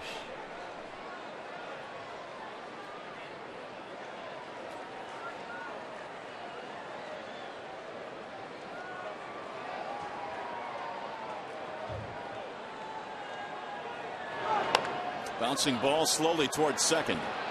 Aviles. Bosch is out. Brendan makes every play close to first base.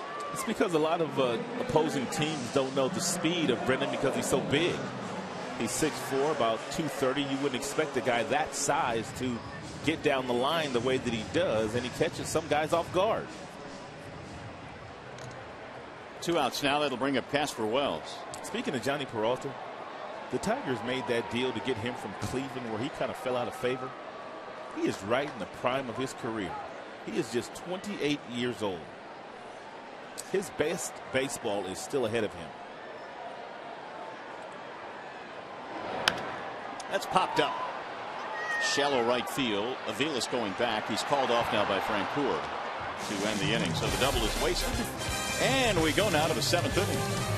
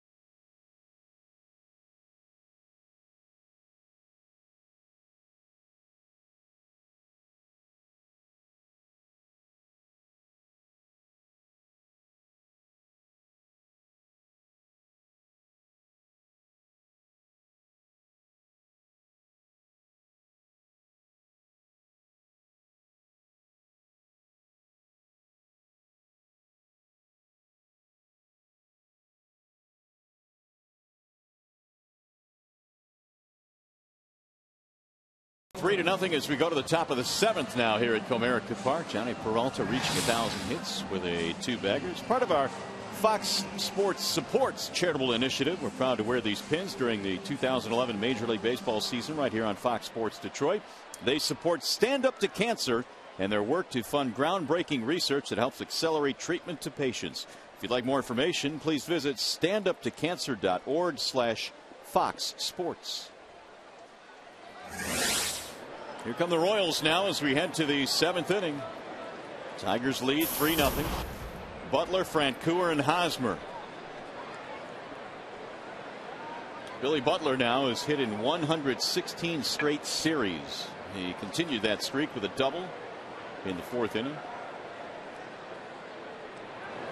And he grounds one. Oh, almost into right field. Sizemore with a great play. The only way that you make a play like this, if you're Sizemore, and it's not the first time he's done it this year, you got to take the right angle to get to this ball. You have to cut across to get through it, and then when you dive on the carpet, you have to get up to make the play. But just a really nice angle taken here by Sizemore. So you can add that one to the terrific plays the Tigers defense has turned in today. That's 4 of them now. When you know a guy's working quickly as Brad has been working all afternoon and getting as many ground balls as he's thrown the last couple of days, if you're in that infield, you're on your toes. Francoeur is 0 for 2. Inge has turned in a great play. Peralta's been steady. It's short. No question about that.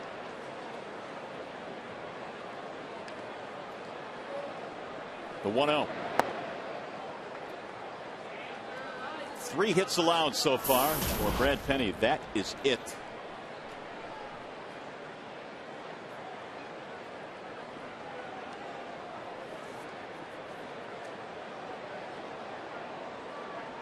Brad's hoping to win his 4th of the year here this afternoon. The 2-0 pitch. In the air, center field. Jackson on the move again. This ball is hit well. Austin will not get this one. One hop into the bushes in center field. And it'll go as a 1-out double for Francoeur.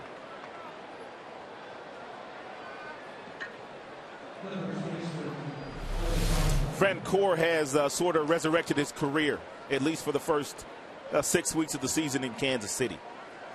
Got off to a really nice start to his career in Atlanta. Spent some time in New York, Texas. 12th double of the season to go along with 8 big flies. So he's got quite a few extra base hits already. And that is the 4th hit overall for KC as Eric Hosmer steps in. Jackson made that running catch on him back in the 4th inning. The bender misses outside. Hosmer last year won a batting title in A-ball. And then started getting comparisons to another guy that is a really, really good player, Joey Votto, over in the National League with the Cincinnati Reds. Time called now. 1-0 on Hosmer. And just 2 years ago, this guy was playing high school, which is fascinating.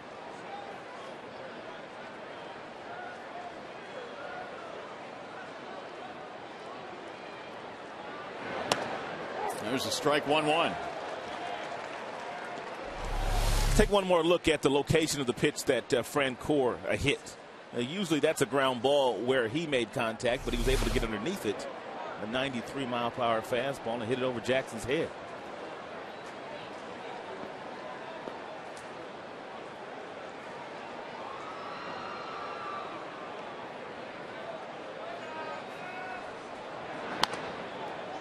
Two and 1 on Hosmer. Spent the final 2 months of last season after a call up to Double-A, helping their Double-A team win the Texas League title last season. Northwest Arkansas hit 20 home runs combined between the 2 stops.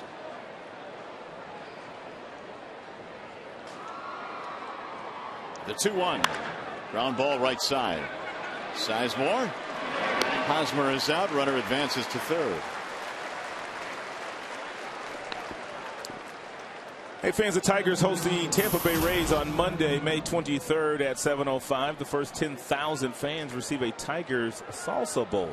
For tickets, call 866-66-TIGER or log on to tigers.com. I did not know the Tampa Bay Rays were in first place.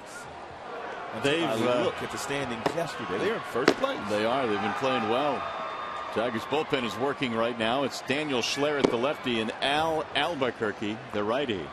I believe Tampa lost their first 6 games, but since then, they have been the best team in the majors. They lost just about their entire bullpen. They lost Carl Crawford. They lost Carlos Pena. That's driven to right field. Wells circles it and makes the catch, and that ends the inning. No runs. They waste a double. Stretch time here at Comerica. Still 3-0.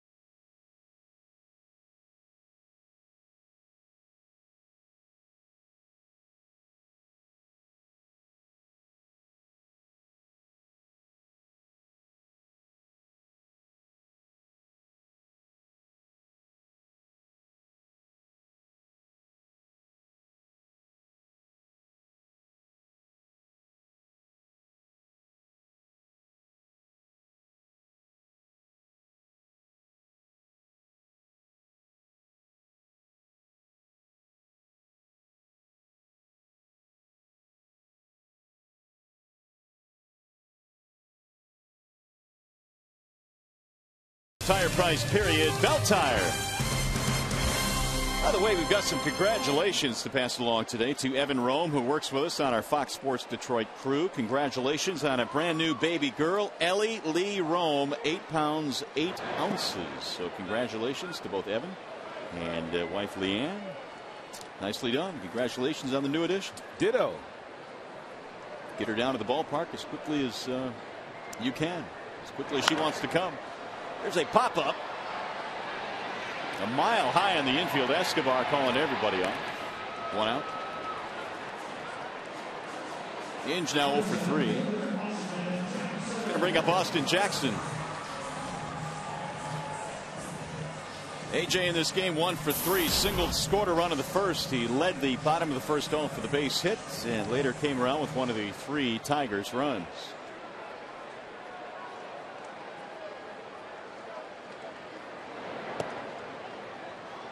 I got to be honest with you, Rod. I didn't think Francis would be around here in the 7th inning. It did not look like it because the way that first inning started for him, it did not look like he was going to be able to make the adjustments as quickly as he did. But that's one of the reasons why he's been in the game, that changeup. He went to that pitch real early after giving up those 5 hits in the first inning, and he's kept the Tigers hitters off balance. Wave and a miss. You know you have a good changeup when you go back-to-back with it. To the right-handed batter, and you're not afraid to throw that pitch to the left-handers either. The 1-2 from Francis is off the plate, 2-2. Well, Francis had a lot of success with the Rockies. In fact, he led the Rockies to the pennant back in 2007 and started every game 1 of each round of the playoffs for Colorado that year. He won 17 games that year for Clint Hurdle. Swing and a miss. Pena will run it down. And Jackson is out. 3rd strikeout for Francis. And I'm not so sure they had that humidor back then. No. I know they got the humidor out in Colorado now where the ball doesn't fly out of there as frequently as it did when they first built Coors Field. But to put up those kind of numbers in Coors Field goes without saying. Pretty impressive as Joaquin Benoit begins to heat up. Ball one. We get a chance to go to Colorado this year. What a ballpark, what a city. The 1-0 pitch. National League towns that we visit this year: Pittsburgh, Colorado, L.A. Am I missing one? Is that it? I think that's it. All really good stops. The 2-0 pitch. Fouled away. Chavez Ravine in Los Angeles. That's where I grew up going to baseball games. Great setting for a ballpark. 2-1. 3 balls, 1 strike. Sizemore 2 hits today. His first multi-hit game since he had 3 hits in his season debut back on May 3rd when he was called up against the Yankees. He fires that one foul out of play. 3-2.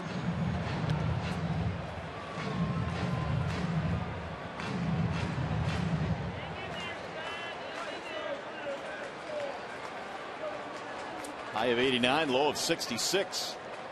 Courtesy of Comcast. And a ground ball to third. Betemit scoops it up to his left. Francis with a 1-2-3 inning. 7 in the books.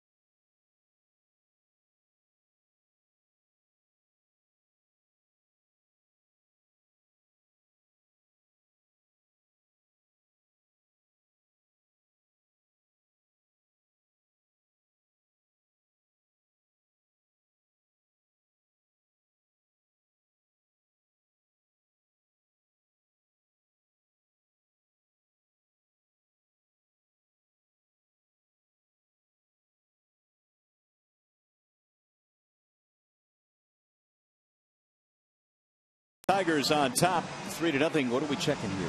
All 3 pots. Oh, okay. I'm all in. A 3-run first inning with 5 hits. Peralta, big day with 2 hits. Number 1,000 in his career as well. And Brad Penny's ERA in his last 5 is 1.58. Now that's impressive. That is impressive. And he's back out there as we go to the 8th inning. Brad is still in good shape pitch count wise. 91 pitches. And he's got the bottom of the lineup coming up. Pena, the number 8 hitter. Escobar, the number 9 hitter. Then back up to the top of Vilas. This start so far just like the one that Brad made his last start in Toronto. Lots of ground balls, very few strikeouts. Has not pitched in a lot of stress here today. And therefore pitching very late in this ball game this afternoon. I would say the Royals have had really only 2 good scoring opportunities. 1 out doubles by Butler in the 4th and Francoeur in the 7th, and neither time were they able to get the run in. Otherwise, smooth sailing. 2 balls, 1 strike on Brian Pena. And when you look at the 2 Saturday matinee starts that he's made, the one on the 23rd was against the White Sox. That was awfully good. And today's awfully good as well. Last time Brad Penny had gone at least 8 innings in a game, you got to go all the way back to 2009. He'll try and do that here today. 2-2 on Pena. No walks today, which has really helped out the cause.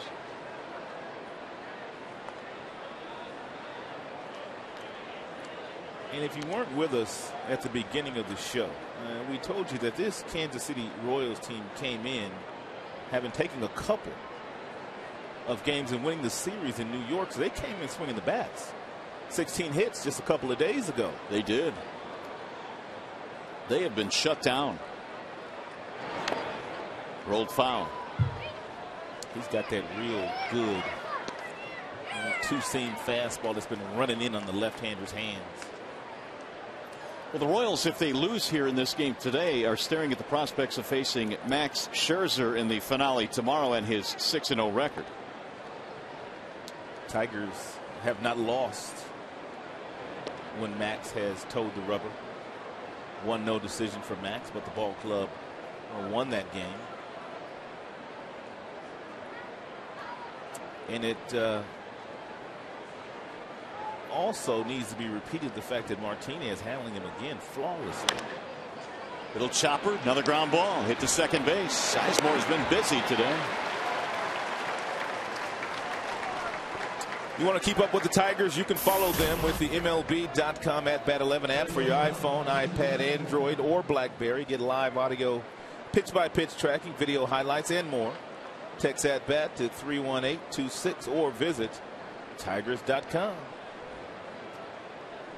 Brad Penny has to be getting some votes for the McDonald player of the game today. If I were voting, he would be my front runner right now. But that's just me. Who would be your front runner? I'd have to take Brad at this point in time. 4 hits, no runs, no walks, tons of ground balls. Total command this afternoon. Looking to pitch 8 innings for the first time in a couple of years. Up with the right hand goes Brian Gorman. 1-1 on Alcides Escobar. 13 ground outs, 7 flyouts, just a couple of punch outs.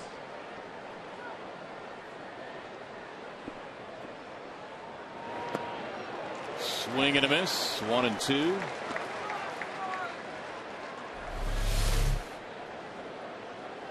Real nice, slow lollipop curveball. Those ground balls, for the most part, have been going right back up the middle. Sizemore has fielded 6 of them. Peralta has fielded 5 of them.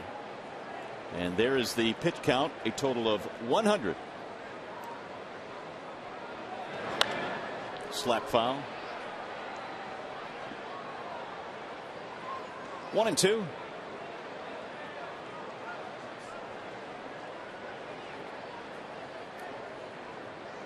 There's Mike Aviles waiting on deck.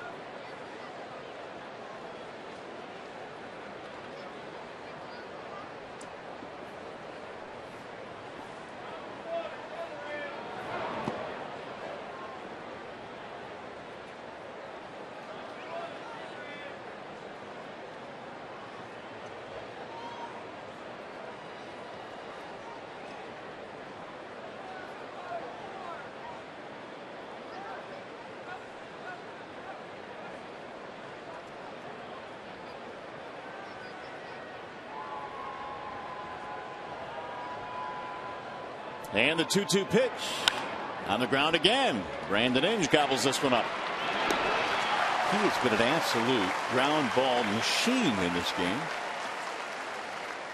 One after another. 2 gone here, and that'll bring up Mike Aviles.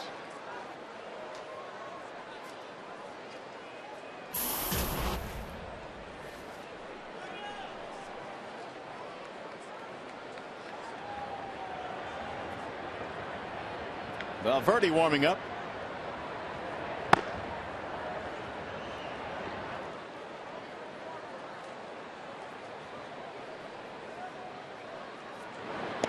Check swing strike, 0-1 on Aviles.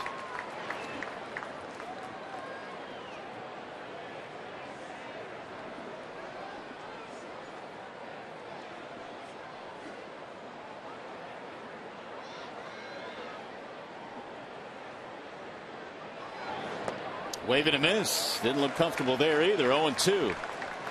If you're Brad and Martinez, you can go one of two ways with this next pitch. And you can either climb the ladder to change the eye level of Aviles and then go back downstairs with that breaking ball, or you can simply finish him off with one of those breaking balls if you locate it where you just located that last one.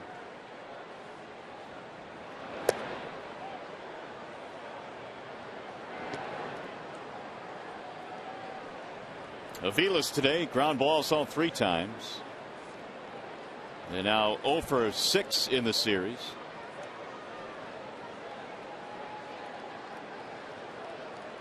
These guys have been on the same page all afternoon. Very seldom has Brad Penny shaken off Martinez, who has really good leadership skills behind that plate.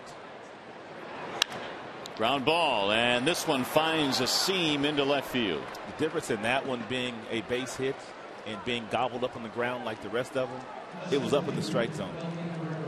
And even though the ball looked like it was off the plate outside, Aviles, a dead pull hitter, able to reach out and get something on it back through the hole between short and second. Look at the glove here. Ball leaked right back over the heart of the plate.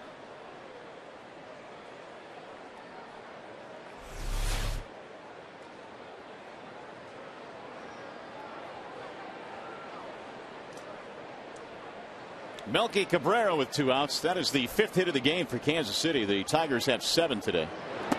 It's kind of amazing. The Tigers scored 3 runs in the very first inning. Neither team has scored since. Nothing but zeros up there. Penny and Francis hooking up in a good one today. Benoit now has joined Valverde in case Joaquin needs to come into this game here in the 8th.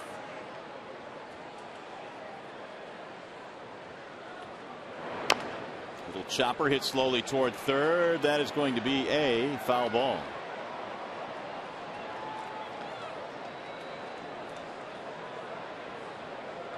One and one. Tigers have one more against KC here tomorrow. Brandon wasn't quite sure what to do with this ball. He wasn't sure whether it was going to go foul or not, and he wasn't sure what Brian Gorman, the home plate umpire, was going to call. Brandon took a look at the third base umpire, Larry Vanover, to see what he was going to call, but it's actually the home plate umpire's call before the ball passes third base. Gorman gave the foul call.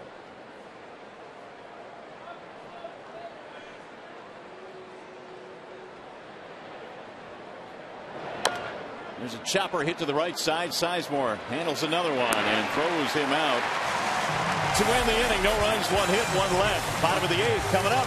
Outstanding work today, Brad Penny.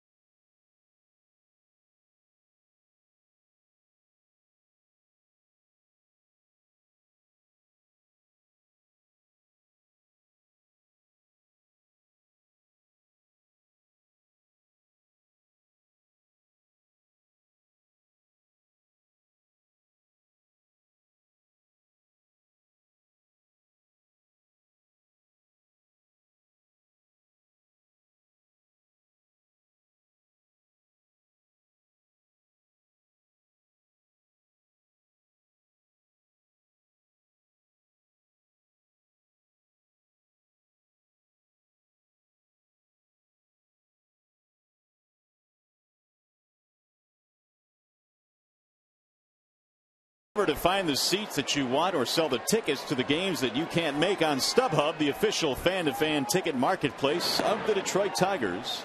Go to StubHub.com. Choose your seats today. Bottom of the 8th inning here at Comerica Park in a pitching duel. 3-0 in favor of the Tigers. Jeff Francis still out there.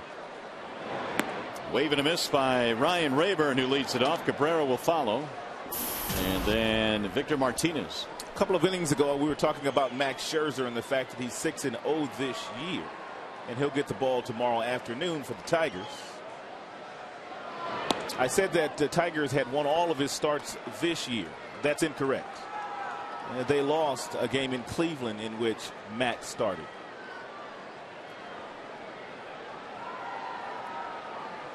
The 2-1. High towering fly ball hit well to center field. Melky Cabrera goes to the warning track to make the catch. Wrong ballpark. That's a home run in a lot of big league ballparks, but not here.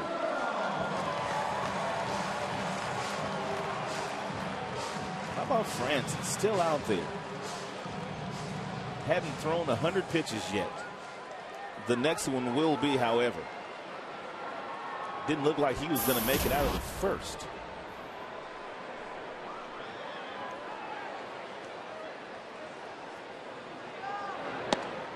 Ball 1 to Cabrera.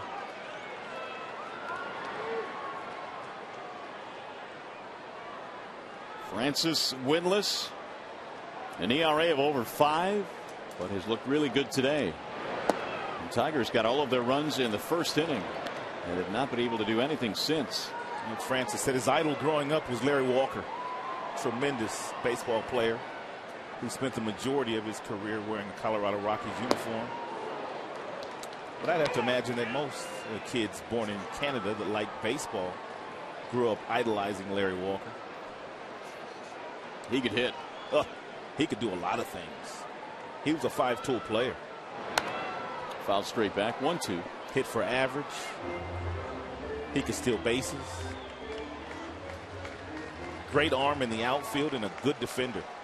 Larry Walker could do everything, but he'll never get the credit he deserves because he played most of his career in Colorado. And he got him. Strike 3. Cabrera is punched out of there. 4th strikeout for Francis, who's trying to go 8 complete here.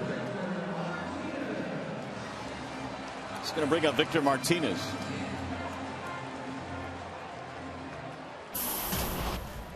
Victor 1 for 3 with an RBI single.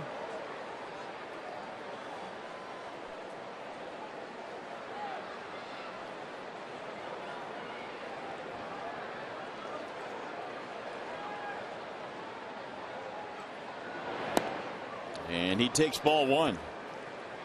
Looking ahead to the Royals' 9th inning, they have Gordon, Butler, and Francoeur, 3, 4, and 5 in their lineup, which was the same 3 that came up to lead off the 9th inning yesterday in a 3-1 game. And Valverde was able to record the save. 1 ball, 1 strike. There's Papa Grande getting ready right now. It's always fun to watch the animated Valverde. Shot down the right field line, slicing. It is a foul ball. 1-2 on Victor Martinez. After the Royals leave town, the Toronto Blue Jays are coming in for a short 2-gamer Monday and Tuesday. Tigers had a 2-gamer in Minnesota, 2 coming up against Toronto. They'll have a 2-gamer in Boston coming up. Not a fan of the 2-game series. No. I like Boston. I like spending a little bit more time in Boston than just 2 days. We'll get in there, what, real late one night? Yeah. We'll play the next night and then get out of there the following night. So, a quick trip. Yeah, it's a night game on Tuesday here, then into Boston. 1-2. What a crowd here today. Wow.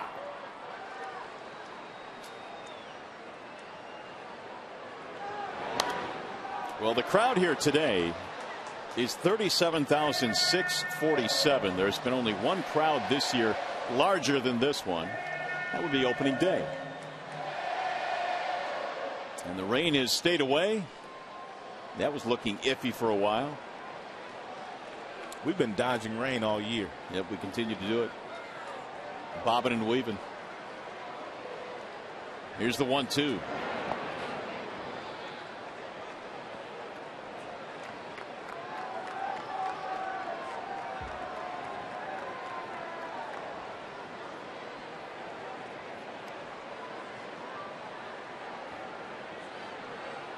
The 109 pitches for Francis.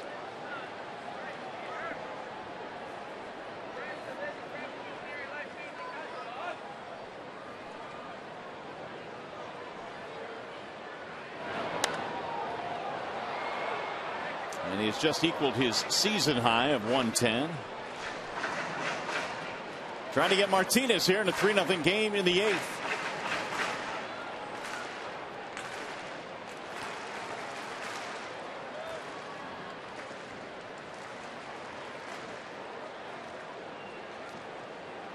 Take a pause with a photo op.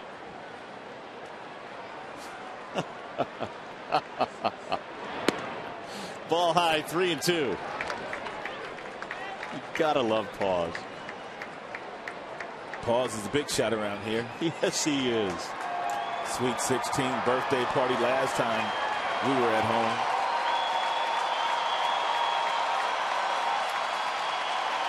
Three and two. Now time call. Martinez steps out of the box. You lucky you had boys. You didn't have to go to that Sweet 16 thing. Yes, I am. You can spend a few nickels on that bad boy. Ground ball to short. Escobar has this one. And we will go to the 9th. It is still 3-0 Detroit. Papa Grande getting ready to come in.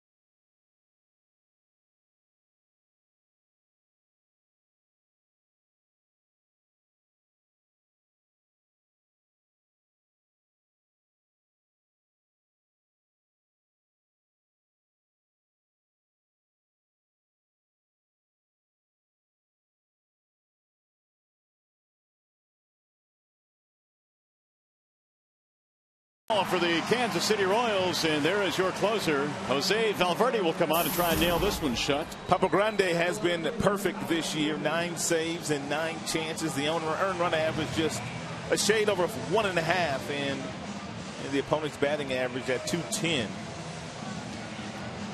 against a big right-hander. So Valverde will face Gordon Butler and Frank Coeur, and he is going to try and protect a 3-0 lead.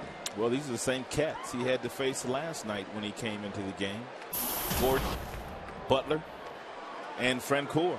It started with a single by Gordon last night, but Papa Grande went on to get 2 strikeouts and a flyout to end the game. And we'll see what happens here as the Tigers try and make it 2 straight in this series and 7 consecutive wins.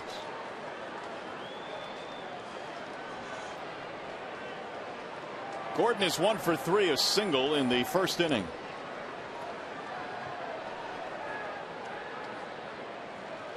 Shows bunt, strike one.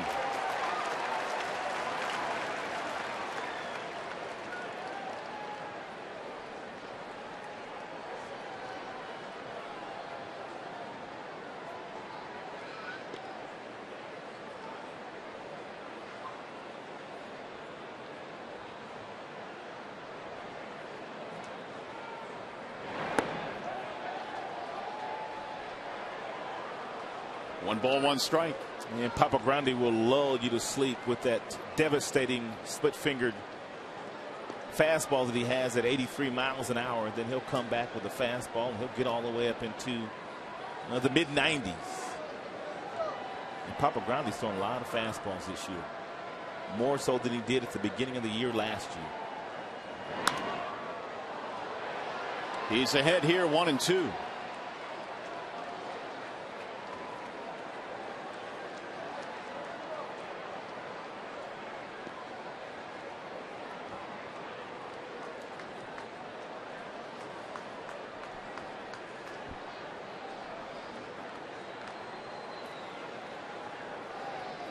Royals had 5 hits, 3 singles, and a pair of doubles.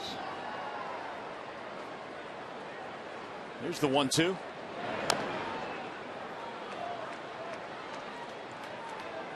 For a guy in Martinez, Mario, that really hasn't caught that much this year.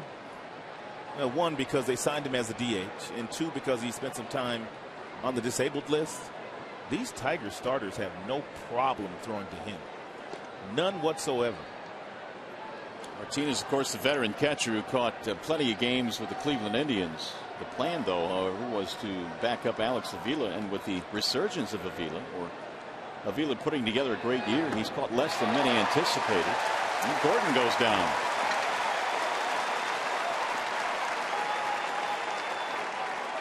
Let's take a look at Brad Penny's day. Our sponsor is Bell Tire. It's pitch by pitch. Not a lot of strikeouts by Brad Penny, but he had a boatload of ground balls in this game. Just about every single time the Royals made contact, the infielders were getting busy in the infield. Pitched 8 innings, did Brad, first time since 2009. And you see no walks in the game today. Didn't walk anybody in his last start as well. In fact, he hadn't walked anybody in his last 20 innings. It's a nice recipe for success. Strike one on Billy Butler, who doubled back in the fourth.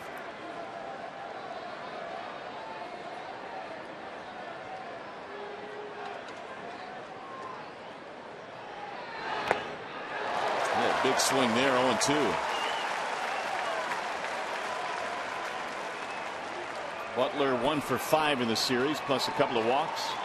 Valverde struck Billy Butler out last night with a fastball that was up and out of the strike zone.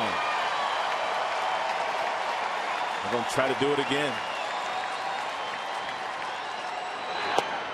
Got him, strike 3. Butler took it looking. Slowly walks out of the batter's box. And the 37,000 plus on their feet. Looked like a pretty good pitch. Maybe too close to take with 2 strikes. Fox mode.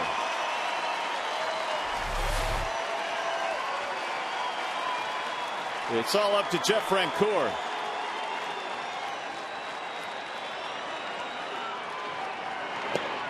Wave and a miss, 0-1.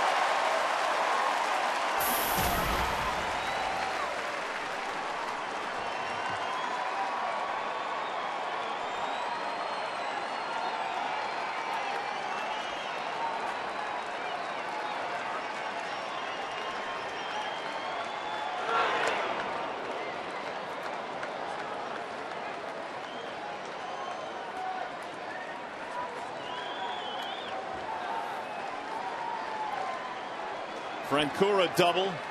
Had a hit taken away and a nice sliding play by Casper Wells earlier in the game as well.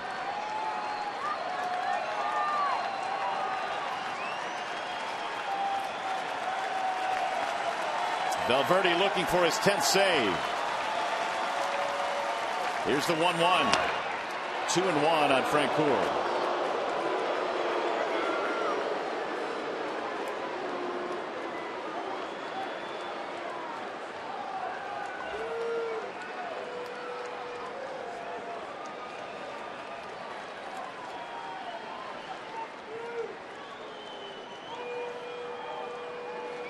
This next pitch is what kind of separates Valverde from some of the other closers in the big leagues. Most guys with a 3-run spread, 2-1 count late in the game, no question it'd be a fastball. But he has real nice confidence in his splitter. The Victor wants the heater. And it's 2-2.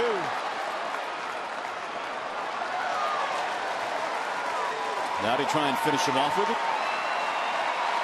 He can. I think Valverde wants to do that two-step today, so he's going to try to get him a strikeout here. He does. 37 people in attendance. He wants to dance.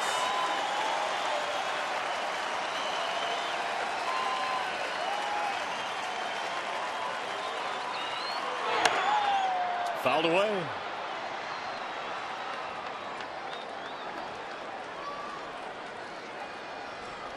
If Francoeur keeps it going, Hosmer due next.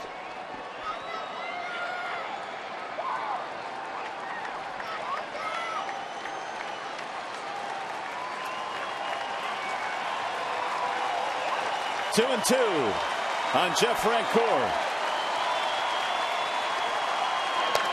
Outside, 3-2.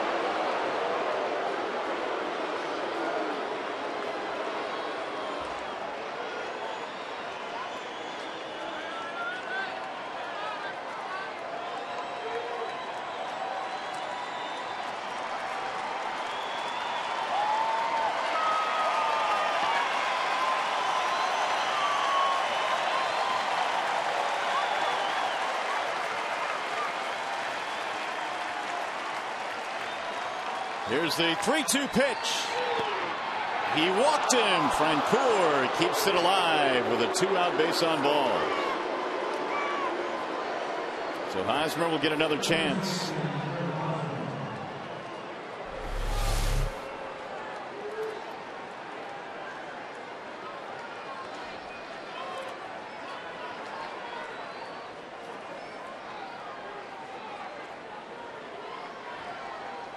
Valverde didn't want to walk him, but he did, and now he'll face Hosmer, who is 0 for 3.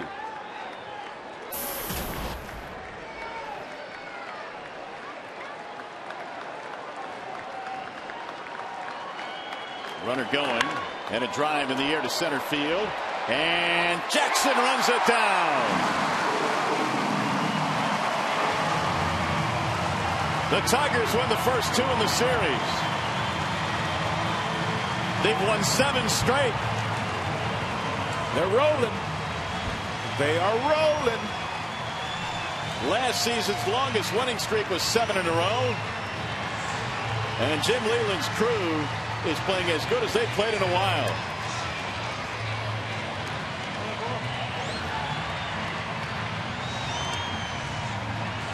Tigers get 3 in the first, and they make it stick. Brad Penny outstanding today. There's your final. Back with a whole lot more right after this.